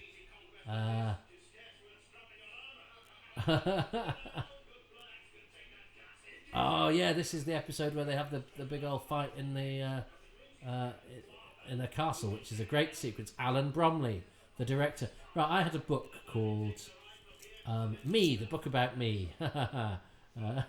And what made you go onto the stage and become a stand-up comedian, where you spend almost every evening getting people to look at you and listen to the things you say? And what will you do when you can't do that anymore? I'll do a podcast where the only person talking is me. God, I'm insufferable. But somebody once, I think the mistake sometimes people make is that people who talk a lot like the sound of their own voice, not necessarily. It's just trying to block out all the other noises. And people that do stand up think they're funny. No, people who think they're funny don't need to try and prove it every single night. It's a confidence trick. But I had this book. I got this book as I think in a school prize giving thing or something. And what you do is it was by Giles Brandreth, but it was you fill in stuff about yourself. So it was like a sort of personal inventory, but it was done and it was a bit of fun. And one of the pages was, if you wanted to have a different name, or what's your favourite first name? And my favourite first name was Alan. I don't know. Alan was names like Alan and Mike and Ian were quite cool when I was. And I love names like that.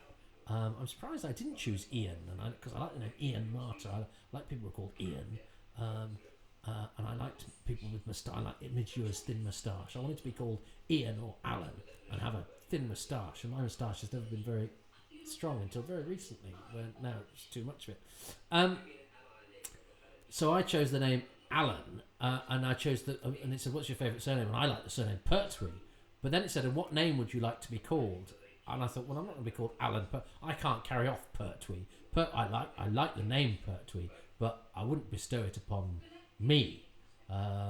It's like I wouldn't call myself Stud Muffing Cleopatra, because it would be incongruous when I shuffled in. So I couldn't be a Pertwee. So then it said, what was your... And I think you were supposed to put your favourite first name, favourite surname, and then when it said, so what would you like to be called, you'd combine those. And I would have been Alan Pertwee. But no, so I put, no, I'd like to be called Alan Bromley. And I don't know that I knew the name, but I think it must have just sunk in. I must have seen it written down in, either a magazine or a book or somewhere. Because I think I only discovered later that Alan Bromley was the name of a Doctor Who director. And this weird... that he's not used by the same producer. A lot of directors, either stay with, used over and over again by the same producer, or they're, in-house directors who stretch quite a long way across the series and are, great purveyors of Doctor Who, and then you get the odd one like Gerald Blake, who does a Troughton story, Abominable Snowmen, and Tom Baker, The Invasion of Time, and Alan Bromley, who does a Jon Pertwee, the first story of season 11, last of Block 10, The Time Warrior, and then Nightmare of Eden, two different beasts you could not have, except for the fact that David Dacre is in both of them. And Alan Bromley, of course, had a terrible time on Nightmare of Eden. But I remember reading an interview with Elizabeth Sladen, and she said she thought that Alan Bromley was the wrong director for Doctor Who, and he'd been a producer. He'd had a great career as a producer at the BBC. He worked on Out of the Unknown. And his wife was the actress June Ellis, who is in the film of Quatermass and the Pit. But Alan Bromley was somebody I think we all assumed was quite long dead, and then nobody ever interviewed him, I think, about Doctor Who. Who knows if he would have given one, because Nightmare of Eden was a bit of a disaster. But I think he actually only died in the early 90s, and we just didn't... I think, did nobody get in touch? I don't know, I must ask Richard Bignell about that, because I'm sure some people would have tried, but it seemed to me that he just sort of got overlooked. I think people because he'd been a senior producer, and then his directing came at the sort of end of his career. I think maybe it was just one of those terrible things where people assumed he died. And that's happened, and then you suddenly read and go, God, they were alive all the time. That's happened to me with a couple of Quatermass's actors. But I think the Time Warrior is really nicely directed. I think this battle is done brilliant. I love this location stuff, and they really make use of the castle. It's really worth the trip up north. And this is done very, very well. And it looks like there's a lot of people there, which there are. But of course, and the Doctor's doing a trick to show there are a lot of people there by just putting hats on mannequins. So that's quite nice that the television production has to sort of make you think there are loads of people there, and the Doctor also has to make you think there are loads of people there. These sulphur explosions are brilliant. I love all that yellow smoke. One blows up really perilously close to a bloke at one point, coming up very soon. And they do explosions very well in the Pertwee era. In the 80s, explosions suddenly get quite tense. Look at that! That's a brilliant explosion next to some poor guy. He gets his helmet blown off. But explosions get a bit tinsely in the 80s, and I think it was one example of Doctor Who where we sort of regressed a bit, and the Sontarans are another. Where the design got progressively worse as time went on. I think that also happened with explosions in Doctor Who. The explosions in the Pertwee era are great. I think those ones in Carnival of Monsters on the marshes. But I like those superior stink bombs. That's Pertwee tossing them over his shoulder like that. That's great. I never talk about Pertwee. I do take Pertwee for granted because he's just tall and Jon Pertwee, and he's just Doctor Who. He's just the Doctor.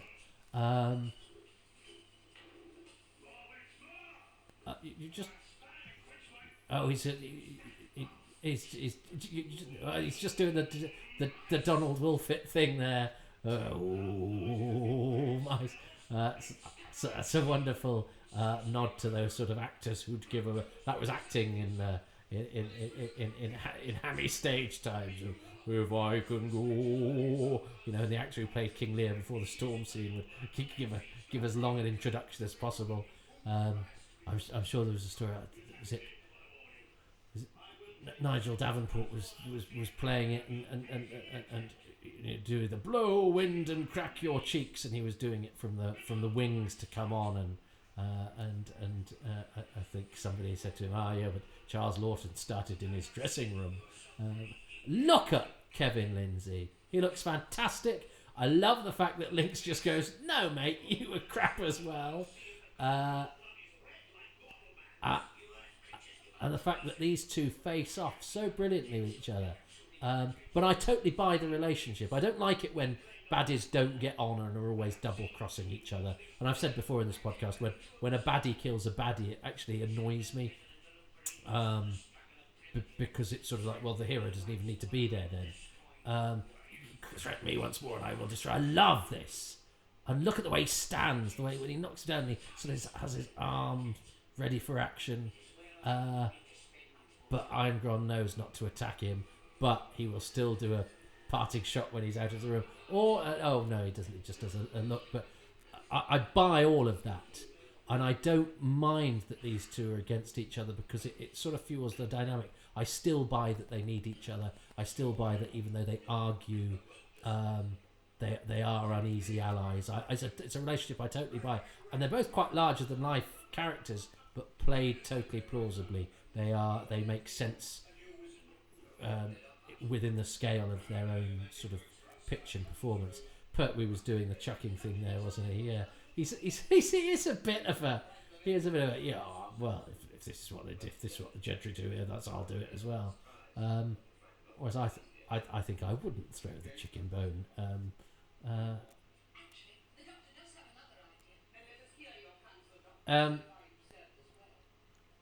But yeah, I think Alan Bromley does a very good job. He casts it very well.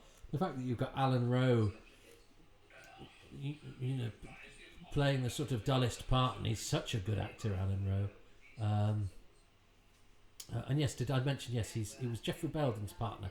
I discovered that because I once went to London and I went to a Swiss Cottage Library, and I spent most of my time in London as a country boy, looking through Spotlight to see which actors were still around, and I noticed that Alan Rowe and Geoffrey Belden were credited as taking each other's photograph, and I thought, oh, something's going on there. And yeah, they were partners for many years. And I was slightly annoyed when the Guardian did Geoffrey Belden's obit. They didn't mention Alan Rowe, and I actually sent them a thing and went, "You haven't mentioned his partner of 50 years." And they went, "Oh well, we asked the Catweasel Society, and they said he you know he didn't have a partner." I said, "Well, maybe the Catweasel Society are perhaps interested in that side of things, but I think yeah, so sad. So which I think sad that I mean, this is recent. Do you know what I mean? I'm from the days when This Is Your Life, when if the guest was an actor, they might be there with. I'm sitting next to you where the wives normally sit is your mother, and behind you is your close personal friend, and you go, oh come on, even we could, but it wasn't said. This is in my lifetime. Here we are now. Steve Brunswick is one of the worst actors to have ever been in Doctor Who as the Sentry, and standing next to him is an excellent actor called Andy Abrahams, because all these actors were got from here. From up north, and they were all hired as extras, but one of them was going to get lines. And I said to Andy, and I remember saying to Andy, I went with Andy at the Royal Exchange, I said, I'm surprised you've never done a Doctor Who. He said, no, I did one that was at Peckforton Castle. And I went, oh God, he's not the guy who's with the craps. Yeah. And I suddenly flashed, because Andy now looks a bit like Arthur Cox, Cully in the Dominators. He's sort of balding, and he's got a moustache now. Arthur Cox doesn't have a moustache in the Dominators, but he has had for most of his career. And Andy has got very much the sort of Arthur Cox look about it. But he's credited on paperwork here as Andrew Abrahams, but he's not credited in the thing, so I wouldn't have known. Although I do know that one of the extras in this is Ray Dunbobbin, who went on to play Ralph in Brookside, who was a regular and quite a main part. So yeah, the extras were plucked from working actors here up north, but we've got a chance to work on a BBC production. So I think perhaps doing extra work was which an actor normally tries not to do. I think was something that they were keen to do because it was working with the BBC and Doctor Who and some decent work close to home, whatever. But Andy's had a great career. He's done loads. Look at he's been in Life on Mars. He's done Foresight, the newer Foresight Saga. He's done loads of telly, recent telly. Brilliant at crosswords, lovely man, proper genial old school actor. And he was in this Midsummer Night's Dream that I was in at the Royal Exchange. And I said that he's playing one of the fairies. The fairies were all sort of old, played by old people. So he came, and they all came quite late into the process. So I got chatting to Andy anyway. So I was surprised you never did a Doctor Who. And he said, "Oh no, I did this one." And I said, "So," I said, "Hang on, but Andy, what happened with this guy?" And he said, "Well, we were just all at lunch, and they said, oh, we need one of you to do a couple of lines," and they just picked somebody. who is Steve Brunswick, who's not done anything else. Whereas some of the other actors there are actors that went on or already had pretty decent careers. So why Steve Brunswick the Sentry, who is shocking, but I sort of like it. He's almost heroically bad. And is standing next to a really able actor, really good actor, Andy Abrahams. So that amuses me. I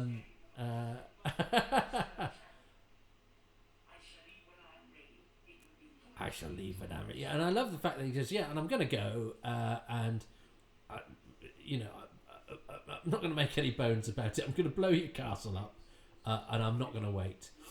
I love the Rubish not being able to see sort of subplot. It gives him lots of dotty stuff to do, but he proves very able. I love Rubish. I think he's great. Read a couple of reviews which have been quite disparaging about it. I think he plays the part brilliantly. I think he's good fun. And yeah, I remember loving it in the book where, you know, he makes his own eyeglass, and he's the one that thwacks links on the probic vent, isn't he? Which I think is brilliant. I love all of that. I'm very fond of Professor Rubish, but I've got to be careful not to choose characters or actors. I don't know why I've imposed that rule. I just think because this could get pretty boring. He says, could already be pretty boring. I'm very sorry about that. But look, so yeah, no, I do like Rubish a lot. And I love the cliffhanger to part 3 as well. Is that now? Oh, not yet. Is it? Surely not yet. But this shot is the cliffhanger. Sorry, I've been banging on. No, because we've got to have I mean, if a monster's to have a weakness, the probic vent is quite a good one. Makes sense to me about the charging at the back, and I like the way that the Sontarans rationalise it. Means we always have to face our enemy. I like the way they cover up their own weakness in that regard, and make a sort of virtue of it, but only a virtue in terms of, you know, Giorgio. I think it is going to. And what I loved about this episode ending in the book, and the way that they do it here, is that unusually, instead of shoot them now, it's he fires and the Doctor's face goes red. And I remember reading in the book going, he actually fires? Well, I bet they don't actually do that in the TV version, and they do, and the music sort of kicks in as he's raising his arms. You go, well, they're going to cut. No, because they normally cut before a shot is fired, you know. And next week, he gets knocked out before he gets to make the shot. I love that cliffhanger. Can I have two cliffhangers? Because it is a brilliant cliffhanger, and especially as the Doctor has made a really Sentry Steve Brunswick. Do you know, he probably lives down the road. I hope he's happy. I'd love to know his story. He's a part of Doctor Who. He's a part of the legend. He, I bow down, even though I mock. I'm sorry, but no, I think it's fair enough. He's terrible.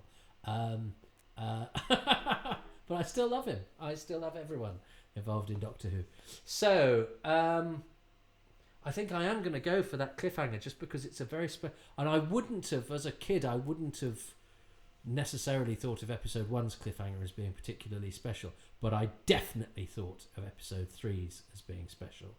1 has meant more to me as it goes on, and I think, you know, I explained about episode 1, but I do love that cliffhanger. I love the face-off that the Doctor presents quite a good case to Links, and Links just goes, well, I've listened, and my answer is to kill you.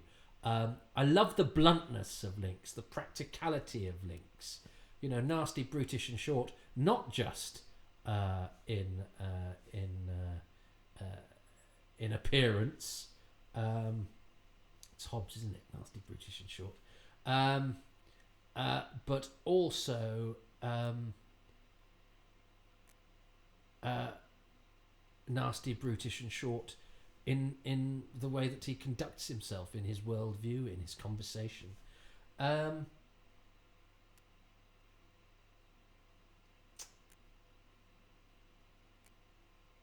Yeah, so I'm going to choose the cliffhanger. I'm going to choose the cliffhanger. Let's see what Tom Salinsky has chosen as his thing from episode 3. More good stuff in episode 3. I don't think I've spoken much about the sets so far. They look amazing, and the great interior sets on videotape really help, I think, to smooth over the transition between video and film that can be so distracting. Here, it's almost never distracting. We get one of Pertwee's funny voices, always a pleasure. But I think the thing that really stands out for me in this episode, which is true of the whole story, but really stood out for me here, is how good the dialogue is. Robert Holmes is really just having a blast. Longshank Rascal with a mighty nose obviously is a very famous line. The fact that Irongron calls Link's Toadface sort of prefiguring Ace's habit of giving everybody funny nicknames. Not even a sparrow will fill its beak at one peck, all this wonderful Cod Shakespearean stuff. The Doctor quotes Thomas Hobbes and calls Time Lords galactic ticket inspectors. We get to hear Gallifrey for the first time. The dialogue here is just fantastic. Everybody sounds like themselves, and all of the things that people say are interesting and funny and move the plot on and reveal character. It's a real object lesson. Yeah, I'll take that. And I think in my defence I'm at a disadvantage because when it comes to dialogue, because I have to talk over it all. And in fact I'd invoked, hadn't I, Longshank Rascal with the Mighty Nose last episode in case I'd missed it, because it's quite hard to be on the ball, and it's from this week, and yeah, Toadface and yeah, all of that stuff. I did, yeah, and perhaps that would have been a more appropriate choice, but I didn't make it, and Tom did, and that's what makes it beautiful, and what means that my initial optimism that I was going to do well on this one has quickly dwindled. Oh, I started so well and it was downhill, which is appropriate for the story that is charting my journey from birth to here. I started so well and it's been downhill ever since. But look, I'm very tired, so I'm going to go to bed and I'm going to save episode 4 for another day, because episode 4, 47 years ago, hasn't been on yet. It is on in a few days' time, and 47 years ago, episode 3 has just been on, and then I was born. So I've got up to my birth point in Doctor Who's history tonight. And as I say, if you've been listening since episode 1, I was feeling a bit melancholy. No biggie, just it's what sometimes happens to you when you're a 47-year-old man. I'm not saying it doesn't happen if you're a 47-year-old woman. I just don't know what it's like to be a 47-year-old woman. I'm speaking purely from, and I'm sure it happens to 35-year-olds and 20, but I know for a fact, I'm just talking from my own experience, you know, it happens as a 47, and you just got to roll with it. I'm not complaining about it. I don't expect any special attention because of it, but I think you have to acknowledge it and do something about it. And what I do about it is that I put on Doctor Who, and what I do about currently is put on Doctor Who and talk to you good people about it, because that's currently what I'm doing when I watch Doctor Who a lot of the time. So thanks for giving me somebody to talk to and to leave this process feeling much more chipper than I did when I started it. I hope I've had the same effect on you. It would be awful if you listen to this and start off quite cheerful and end up wishing you. That'd be like the guy in Airplane starts yabbering on, and people, you're there listening to this podcast, and you self-immolate or you shoot yourself or whatever. Yeah, the internet has had to ban a podcast because too many people who listened to it lost the will to live. I hope that hasn't happened. It's a humble hope, but yes, I hope this hasn't left you losing the will to live. So thanks for being here. I will see you next time to see how they get out of that amazing cliff. I still stand by choosing that cliffhanger. The Doctor got shot in the face. I can't beat that. Welcome back. A bit of time has passed between episode 3 and 4. In Doctor Who terms, a week. In my terms, a lifetime, or the beginning of one. But in today's terms, for me, saying hello to you, since episode 3, which I recorded on my birthday, 3 weeks have passed. I haven't watched any Doctor Who for a Happy Times and Places. I took a bit of time off. So I do hope I don't repeat myself, because I can't remember what I said in the previous episodes. Let's see what happens, shall we? Welcome. Nice to see you. I hope you have lined up your part 4 of The Time Warrior. Marvellous Doctor Who story, which we're going to watch in 3, 2, 1, go. And a dramatic pause, and there we go. Oh, it's nice to be back. I just had a bit of a rest, and I was planning to do this earlier. Look, I've regular viewers, if you're watching the video, audio people, you're going to have to imagine it. Let your imaginations work. I haven't lost the remote control because I've tied it to the Blu-ray player. But then I've spent ages because I'm recording on an Apple product, and of course Apple products are all compatible, except for when they bring a new one out, it all has different ports to plug in. You need all sorts of different adapters to make the old cables work with the new thing, which I think, is an executable offence, and will be when I rule the universe. Look at that costume. I love the cliffhanger. You actually see his face go red. There's a slight pause to give Sarah time to get there, but it works. It works. The Doctor is hit. That costume is great. A man, a scientist in his pyjamas, collapses to the floor. Never mind your Yeti on the Lewin tooting Beck, which is what Jon Pertwee always used to advocate as the ideal Doctor Who thing, an incongruous thing in a familiar setting. Well, the incongruity here is a familiar thing. The man in his pyjamas, and he's in a medieval castle surrounded by technical bumph. And then we get a close-up of Lynx with his hairy eyebrows, that very malleable face. I love this. I think it's a really quality production with a brilliant performance inside a superb mask. And then the batty old Professor Rubish gets his moment. To see the Sontarans have a Probic vent. I bet on Sontar, when they bring out their new charging equipment, they don't bring it out with a different jack to stick in the back, and they have to get an adapter, otherwise they won't work. Because that would be ridiculous, wouldn't it? And that would belie the idea of convenience, which is what all this is supposed to be about. Don't even get me started on the doors here, which are modern doors, so they have 3 locks, so that means 3 times more likely to break. Anyway, they've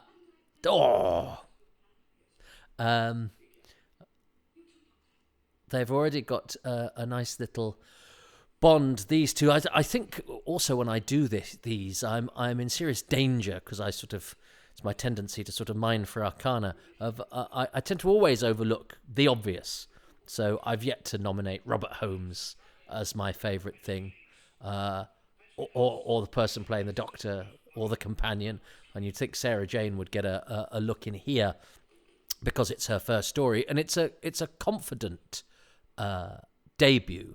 But I think Sarah has better moments that I might keep in store for future episodes. And I've also got to be careful that I don't just pick characters or actors, but I've said that a million times. Look, I don't know if you're watching. We've got a bit of disco lighting going on here, because I put on the disco lights. We've got a disco light because I live with a very strange woman. There's a lovely sort of look of slight fear and immense stupidity from John J. Carney as Blood Axe. But doesn't he go, "I'm busy," and you go, "No, that's obviously Jon Pertwee. That's a busy is a very Jon Pertwee word." Yes, I've probably mentioned at the end of last week, this is the first episode of Doctor Who transmitted in my lifetime. I was born between episodes 3 and 4 of The Time Warrior, and I liked this story before I knew that. I actually looked it up relatively late in the day. I wasn't sure. I didn't really care, interestingly. So it's something I had to actively sort of dig to find out, because I'm not great on dates. I think I'd patted myself on the back and went, "Doctor Who started the day after John F. Kennedy was assassinated, you know." That's as far as it goes. And even now, if you said to me, what year was that story, I'd have to rack my brains. And provided it wasn't, for money or, or in the unlikely event it would crack a security code on a spaceship that's about to crash into the sun, like that would be a thing you'd do. I'd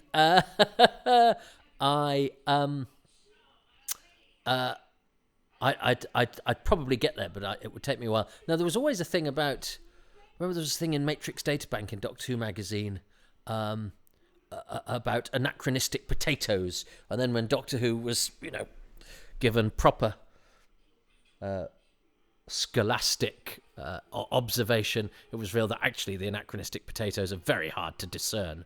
So we can strike that off the goofs list, everybody.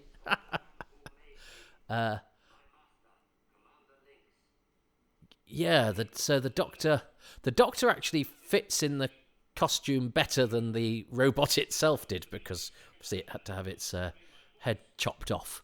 It's I think it's probably the least successful aspect of the story, the android, and it's a bit of fun, but it's and you can sort of see you can see the Doctor's face beneath the mask, but that's all right. It's the sort of thing the Doctor needs to do to get out of trouble. Disguise himself as a robot. It's his sort of ingenuity and thinking outside of the box. But it's certainly not going to be my pick of the things.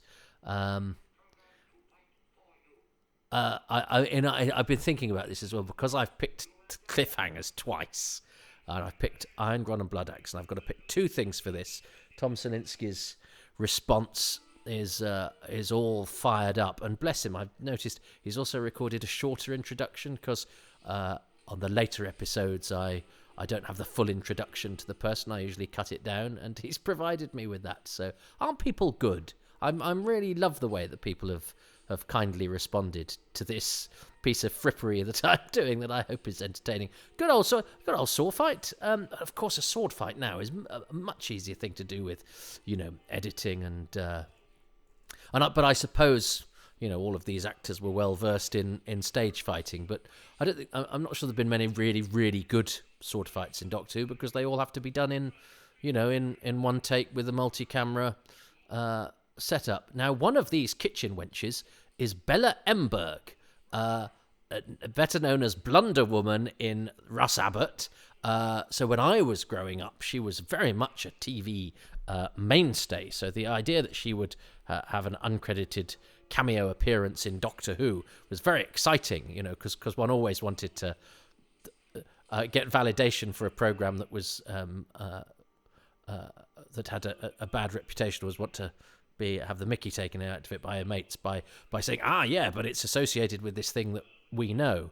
I mean, not that, citing Russ Abbott's Madhouse would necessarily be the conduit to artistic affirmation that you'd require. But I like the idea that a part of popular culture, and she was great. Bella Emberg, she was a great sort of comedy stooge. She's also been an extra in Doctor Who and the Silurians. But to prove that if you stick with showbiz long enough, I love the look on David Dacre's face when he takes the mask off the Doctor. Bella Emberg eventually gets a credited role and a couple of lines in Love and Monsters, and I think is edited out of The Runaway Bride. But I'm not sure we've ever seen that scene. So actually, it goes. Yes, supporting role barely seen, no credit in the classic series. Finally comes good with a lovely cameo in Love and Monsters. You go, brilliant! Bella Emberg is now part of the official Doctor Who tapestry. Come back, Bella! And then gets edited out of her final appearance. She's no longer with us now, bless her. She's the one in the background there. So that's showbiz, guys. I've had friends who've been... Well, I think anyone that's ever done a telly goes, oh, that bit that I put a lot of hard work into, the camera was looking somewhere else, or they've cut it. I once did an episode of Coronation Street where the part I auditioned for was reasonable. And then when I got there, one of the other actors said, should we read through the scene? And I went, yeah. And they said a line, and I went, oh no, I've got a bit more than that. And they went, oh no, we've had some cuts. This is where the scene starts. The scene started with me leaving. And nobody told me. That's showbiz. But I've had a mate who's turned up to a movie premiere with a girl of a movie that he was in, all the flashbacks and all the dream sequences. And when he introduced the girl to the director, this is a date to go, this is my mate, the director of this movie, what I was in. And the director went white and went, did nobody tell you? The dream sequences and the flashbacks had all been cut. But my friend has had a great career. It's just one of those old pitfalls. Good old Sarah, she's plucky, isn't she? And that's a difficult ask to pull off that distraction trick. But they pulled it off. And one of these extras here is George Ballantyne, who was a sort of perennial fixture. I think Peter Davison talks about him in one of the DVDs. He was a sort of perennial fixture at the BBC. Often wore sort of round spectacles and was a sort of genial character actor-y type. There he is. He's the one at the control panel nearest us when Ruby stuck down. But he finally gets a couple of lines in Snake Dance and a credit. So again, George Ballantyne, who is in loads of Doctor Who's behind the scenes, he comes good in Snake Dance as the hawker trying to sell a toy snake to Tegan near the end of episode 1. I do like poor old Link's trussed up there, but he still has a bit of dignity about him.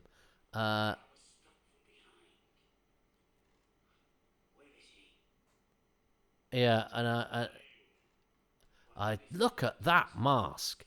That John Friedlander, I don't think I have credited, deserves an enormous amount of... And interesting, because he was a sort of name very much associated with Doctor Who. He did the Davros mask and that sort of thing. And I think he was the sort of helped pioneer the half mask idea, where you still got the performance, but you also got the alien features. And latterly, he's not been interviewed or seen. I never knew how to get in touch with him. And he's somebody I would add to the list of sort of unsung heroes of Doctor Who that I think deserves perhaps a bit of better coverage. That latterly, we sort of miss. Is he on? He might be on a couple of the DVDs, but not enough. And I presume either because he couldn't do it or was poorly or didn't want to or whatever. But there was certainly no ill disposition as far as I'm aware. The story is treading water a little here, but but it doesn't really matter because Irongron is enjoying Doctor Who, and Jon Pertwee is all that brilliant stuff of sort of keeping his cool while these idiots are shooting at him with weapons out of their time. Jon Pertwee's Doctor keeps his dignity and remains slightly sarcastic. Bella Remberg does a lot more in this than I'd imagined. Get some good face pulling there. I think in my head she was just in a couple of shots in the background, but she got a reasonable slice of the action there. One she got in The Runaway Bride. But because of course this is the beginning of the Sondheim.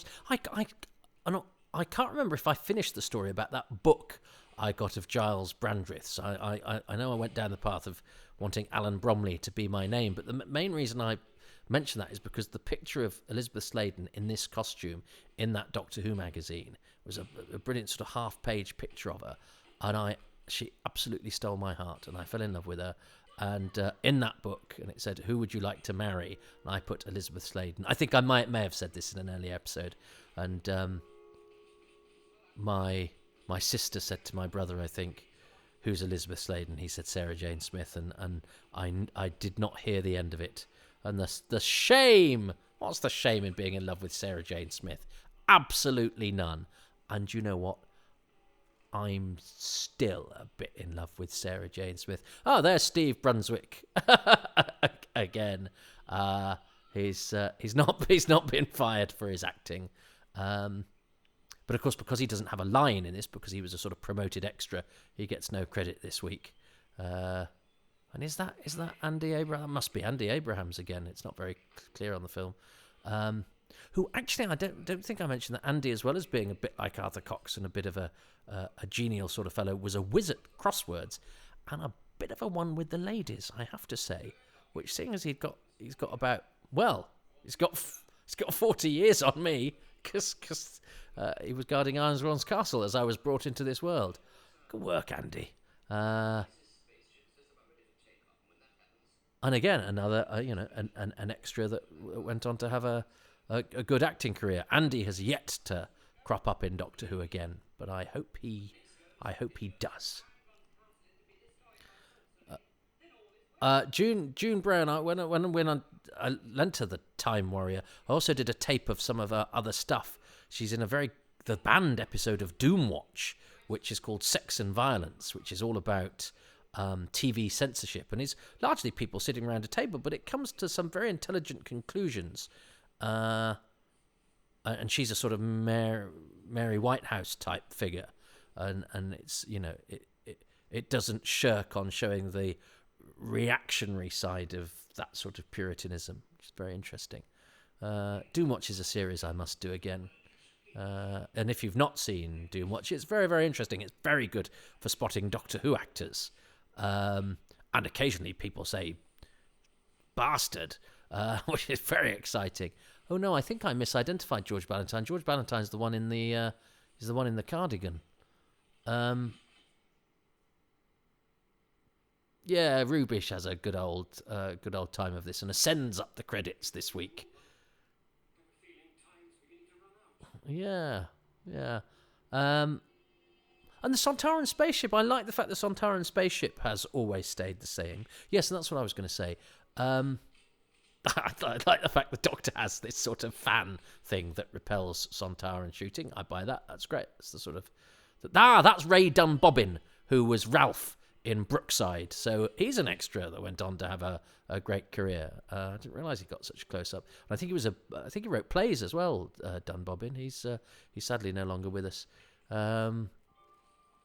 Nor is lovely Jeremy Bulloch. Look at him. What a fabulous...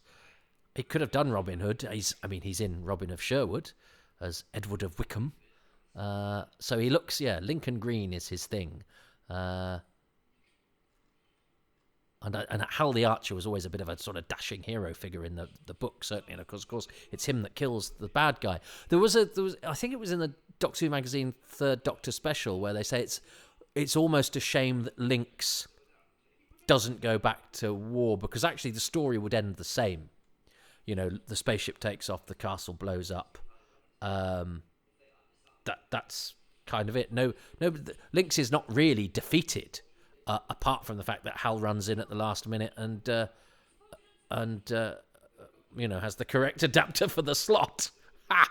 And I'm sort of in agreement with that. I hadn't really thought of that before, and that magazine, I think it was Gary Russell, planted the seed of that idea that actually it could have been really distinctive, the idea that Commander Links goes back to war. Because he's such a good character, he sort of deserves that. And they could have brought him, I suppose, maybe, I wonder if they would have... No, it wouldn't have worked if they brought him back for Sontaran Experiment, because you need Sarah to go, you're the same, and them to go, no, we're clones, so we can be, we can be this cost-saving device that turns out not to be one, because we always do a different mask every time. But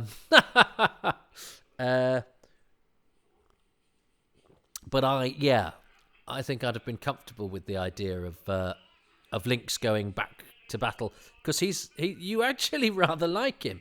There's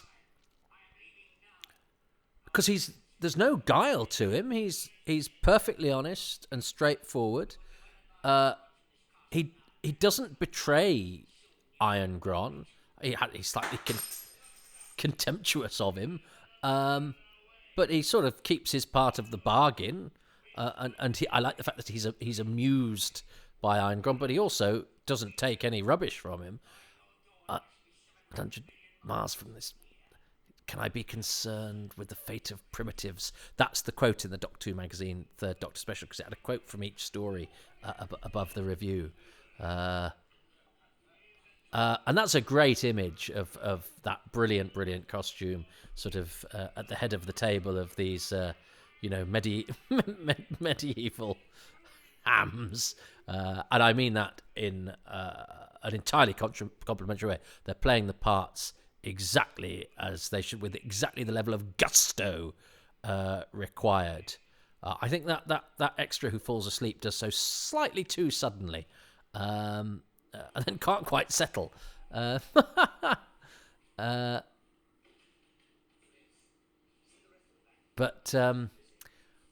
of course, because the Sontarans come back, they are now established as regular fixtures in the series, popular monsters, and I think Lindsay deserves some credit. I love the way he stands like that. Sort of ready. He's just gone, right, how would my warrior stand ready for action? And it's a thoughtful way of doing an alien thing. I get exactly what that is. That's the way these creatures, prepare themselves for battle. But it's not defensive. It's sort of welcoming. But it's alien. But it's plausible. But it's different. It's great. Lovely piece of kit as an actor. And I feel bad that I've chosen 2 cliffhangers involving links, and I've also chosen characters, Irongron and Bloodaxe, and I could choose Rubish easily. And I've sort of, as I say, I've chosen the cliffhangers with links, but I can't not choose links as one of the things, because I think Kevin Lindsay is utterly brilliant. Donald Pelmy is good. I mean, there's so much. Look, that's a great Terry Walsh, I'm sure, flying through the air and landing on. Jon Pertwee landing on it. It's back there, but yeah. So Irongron, of course, Lynx has to kill him, I guess. Bloodaxe survives, and he's probably a filthy murderer. But and I think the interior of Irongron, Lynx's spaceship, which you don't see that much of, is well rendered. Keith Cheetham, the designer, it was his only gig on the show. I think he does a decent job. It's a shame you get the just the white outside the castle windows a couple of times. That's a bit of a dead giveaway. But I think generally the design is pretty decent. The castle kind of works. I mean, it looks like a set. It does look, but it's nicely decorated. It's got a bit of space. Very good running from the first extra to go there. He gave it something.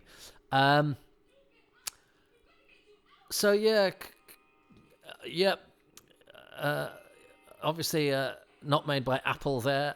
Hal's arrow, but Lynx at least gets to take off. But yeah. I would have liked him to go back to war, but I suppose he hit the takeoff button too soon, so actually the spaceship doesn't take off, it blows up. That's a flaw in the design, by the way. But I suppose, but you could have had the spaceship take off and just, absolutely total the castle as it went. I'm wishing upon a star. It didn't happen. Lynx is dead. Cut from the castle to some stock footage. I think that's actually pretty well done. I think it's a quarry rock face falling, but I think the cut is enough. And on the DVD, they replace it with some not very good CGI explosions. Sorry, DVD guys. But it's one of those examples, I think, where actually the original was perfectly fine. And I know Barry Letts hadn't been particularly happy. And it's perhaps a sign that sometimes you should ignore the original production team, because I think that was fine. But Barry Letts was perfectly entitled to ask for it as an alternative, which it is on the disc. But I watched the original. That's flown by. I mean, I was a bit because I dropped the ball on this. I was a bit reluctant. I kept sort of putting it off slightly and going, as I say, I've sort of lost the momentum. dear Jeremy Bulloch. He did, and as I say, I forget some. I might have said everything I've said tonight in the previous 3 episodes. Jeremy Bulloch had exquisite handwriting. It was very so there we go. Links and Professor Rubish, top of the credits there. I love that story. I think it's the perfect blend. It's very, very funny. When you're a kid, a lot of the stuff that is funny isn't funny. It's just, it's that period drama. It's only as you get older that you go, they've been a little bit arch with this, but we can enjoy that. It's deliberate, slightly hokey, but without being an annoying send up. And that's the sort of thing that Doctor Who does very well. Is that often the Doctor doesn't land in a time period. The Doctor lands in a sort of genre, and he landed on the planet Cod Medieval there. But that's okay. That's okay because the actors are good enough that David Dacre gives a very, very funny performance, but it's not a silly performance. It's not stupid. In his own terms, Iron Gron and Blood Axe 2, in their own terms, they are believable within the world that they create for us, and killingly funny, I think, in places, and yet never at the expense of the drama. You never don't think that Iron Gron, silly as he is in places, is capable and willing to kill the Doctor. And that's, I think the judgment there is good. So again, hats off to Alan Bromley, who, as I say, I remember Elizabeth Sladen saying, he wasn't the ideal director for Doctor Who, and there's nothing there that suggests to me that he wasn't. I think he does a really decent. I'm not going to deed poll anytime soon. I think, as I say, the story needs a couple of little bits that it could lose, and the robot knight is not the most convincing aspect of it, but I can live with it. I think I still think it's a 10, if not a 10, a high 9 out of 10. And I very rarely give full points just because I'm if not a glass half full, a glass is never entirely full. Even if I get a full glass, I've spilt a bit on me, probably on a new suit or a freshly pressed shirt before I've even sat down, because that's my life. Which began just a few days before the episode we've just watched aired. So, well, look, so I'm going to have to get back to this. Obviously, I've recorded this, in the new year. I don't know how far ahead this will be released. So we're just into lockdown 3. Gosh, by the time you listen to this, you could be in lockdown 4, or who knows? They'll have actually rebooted the whole lockdown franchise, and it'll start again with the lockdown. Or we could all be living in a nirvana where we can go to discos and lick each other's eyeballs and send our children to school. However, what has not changed is what Tom Salinsky recorded for me whenever it was that he sent me this. I've not seen it. This one says Part 4 reaction and bonus and plugs, because that's what I ask people to do, for the Part 4, is to choose a thing from Part 4, a bonus thing, and then to plug their wares. A lot of people haven't been. But Tom, it seems like he will be, and good, because he does much that is worth plugging. My things, I'm going to choose, with an honourable mention to Robert Holmes, who I will pick for some of his stories, and it goes without saying, I think he, of the original series writers, is the one that speaks Doctor Who most fluently. I think he gets the show. He is simpatico with all of the elements that make Doctor Who work. And with an honourable mention to Donald Pelmier, one of Doctor Who's nonagerians, still going as I record this, and I think is probably 92, 93 now. And I do like Professor Rubish, and I've seen him get a couple of bad reviews, and I think they're wrong. I think he's funny, he's dotty, and he pitches it just right. And he's good fun. And he gets the moment where he whacks Links with the baseball bat. Love that. But I was resisting choosing Links because he's in Cliffhanger 1, Cliffhanger 3. but they're both such good cliffhangers that it seems unfair, because Link's, the mask is brilliant, the costume is excellent, they both fit very, very snugly, which isn't always the case with the Sontarans. And add to that, I think one of the best, and you've got stiff competition when you come to Michael Wisher as Davros, who is just so good and out of this world.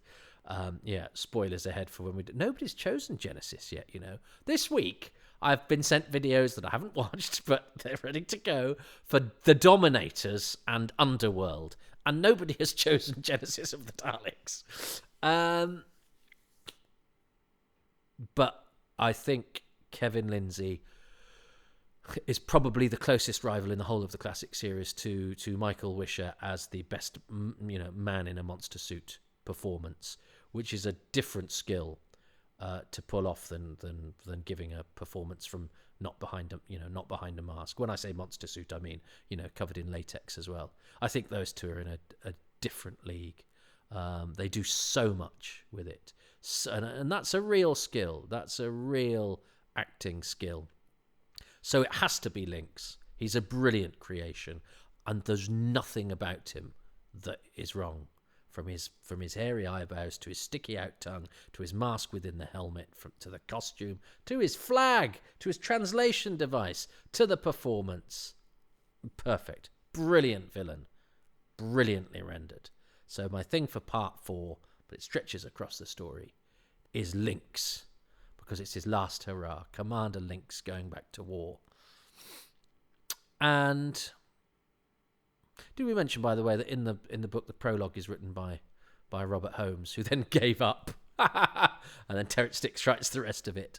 But Robert Holmes gets a little copyright notice because he wrote the very first bit. And also, Robert Holmes is a sign of his. Didn't he submit the storyline as Sontaran as a missive from a dispatch from Sontaran officer Holmes to the Earth-based Terran Cadix, Terence Dix. Just a little bit of effort. I think it's like I probably sometimes put more effort into an email, message title than I do into the contents, because get them with the funny title. The rest of it's easy. My thing for the whole thing is, I think, and I'm trying to do things where I don't just go on some specific thing that's in one scene and then miss something that's a glaringly important element of it.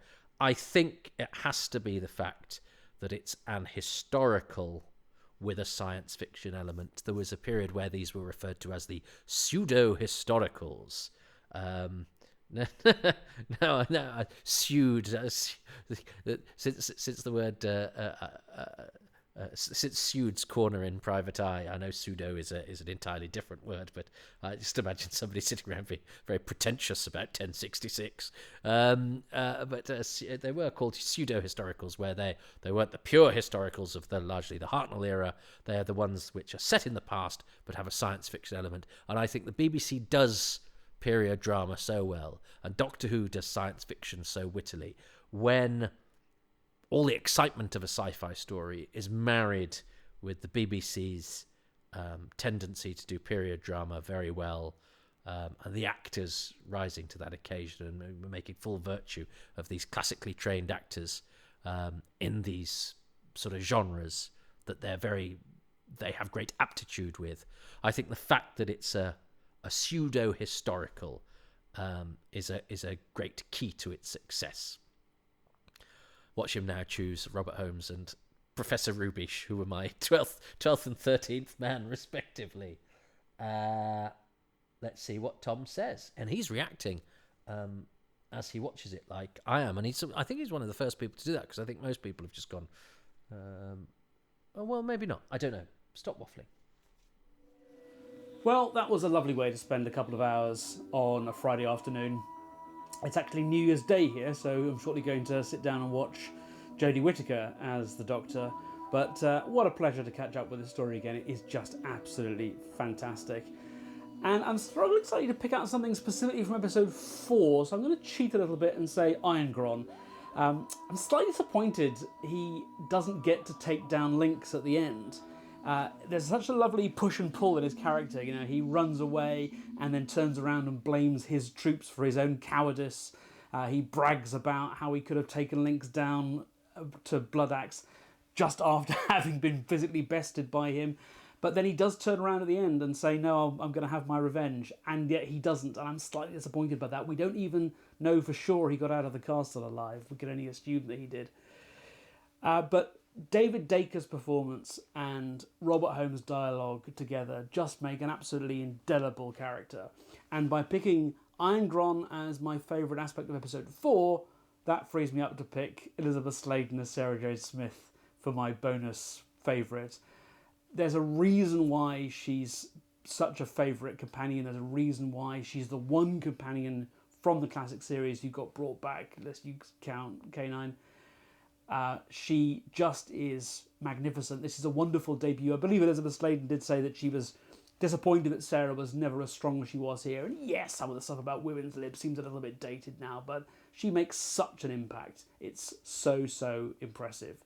What a wonderful story this is, and what a pleasure to watch it again. Well, Sarah Jane Smith, I mean, I've got to remember, of course, that everyone doing this is just doing the one story, whereas I will be doing everything. So I go, well, I will save Sarah Jane for another time. Of course, he's not going to save Sarah Jane for another time because he's not doing another story. I'm very stupid. I mean, I do miss a trick. I'm never going to win. I sort of have decided, I think I'm never going to win. But that's all right, because if you never expect to win, when you do, it's a bonus.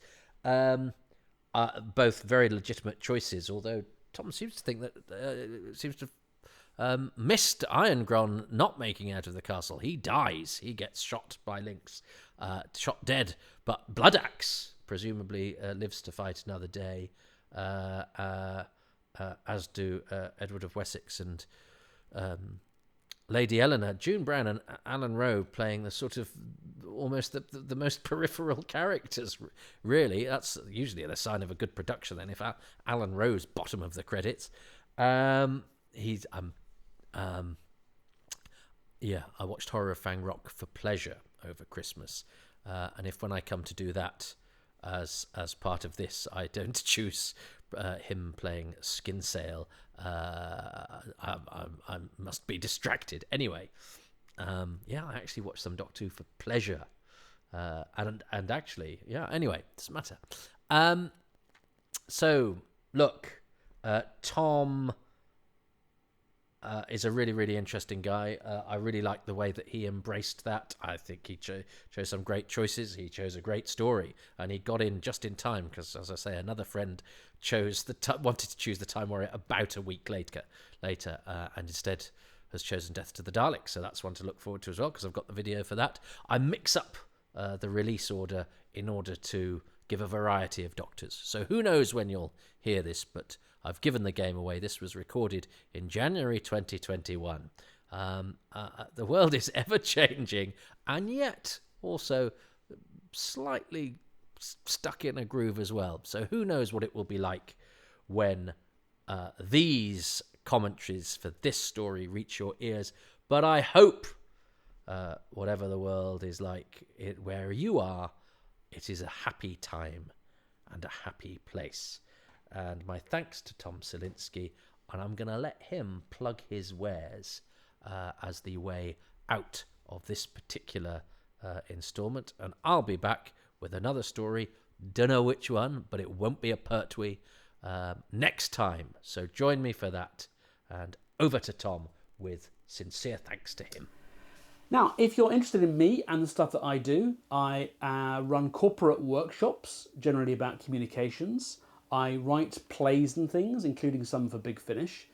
And I'm coming to the end of a 3-year plus project with fellow Big Finish writer John Dorney and an actor called Jessica Regan. And we've been working our way through every film that's won Best Picture at the Academy Awards in an order determined by picking them out of a hat at random.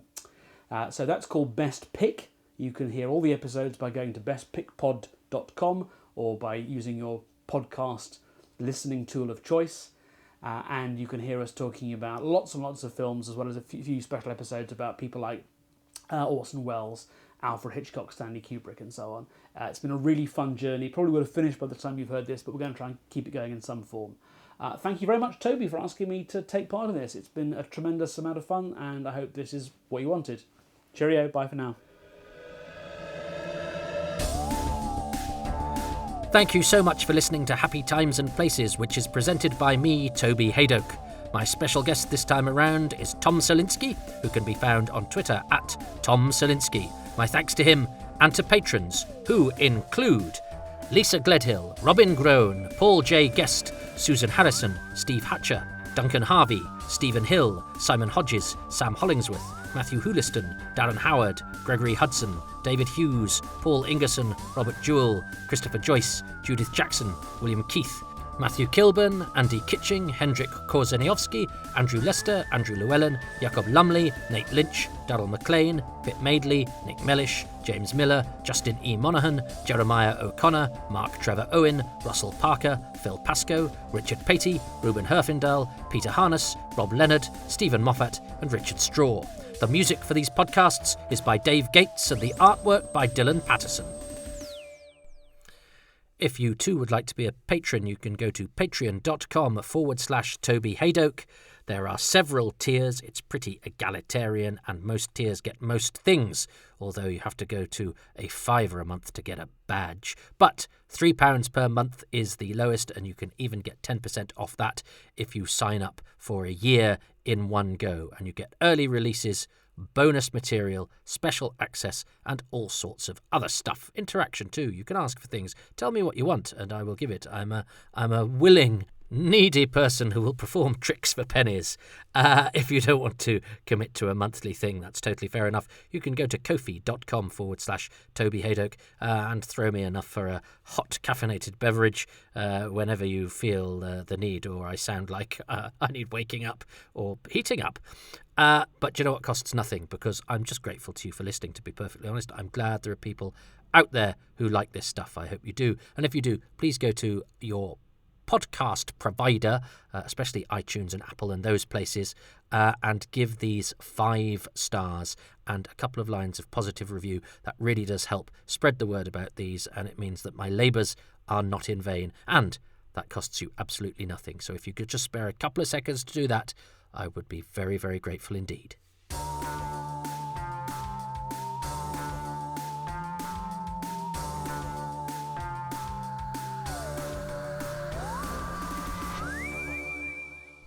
Oh, I seem to have lost my other sting, so there's only going to be one extra bit, which is this bit.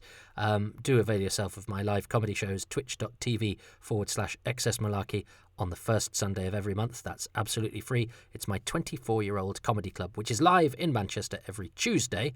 And we've done this online version once a month, first Sunday of the month on Twitch, because that's where we went during the pandemic, and it proved to be rather popular. We have a good run of people, good comics enjoy playing the gig, and there's a lovely community, and you can interact. You can heckle via your keyboard if you so desire. So come and do those things, and I don't know how I'm going to end this now, because I've just used up I suppose I could use the same sting twice, because I have that on my array of things in front of me. So I'm going to play the long sting again, but I'm then not going to put something after that, because we'll be here all day. I mean, are you still here? Is anybody still here? I've got nothing for you except for the long piece of music again. So that was worth waiting for, wasn't it? So thanks for listening. Go away. Seek riches elsewhere. There are actually other podcasts that are properly prepared that have bits at the beginning and the middle that you haven't listened to, and you're listening to the end of this one. You're mad. Anyway, you're Doctor Who fans. You are completists. That was my BBC video I did. Shall I end on that? And there was the other one, wasn't there? Bam bam. That went like that. I'm not confident about the rest of it. There we go. That's one for the. If you never collected the BBC videos, that will mean nothing to you. But which means you're officially not a proper fan. No, it doesn't. It just means you're not old or weren't able to get the videos. Bye.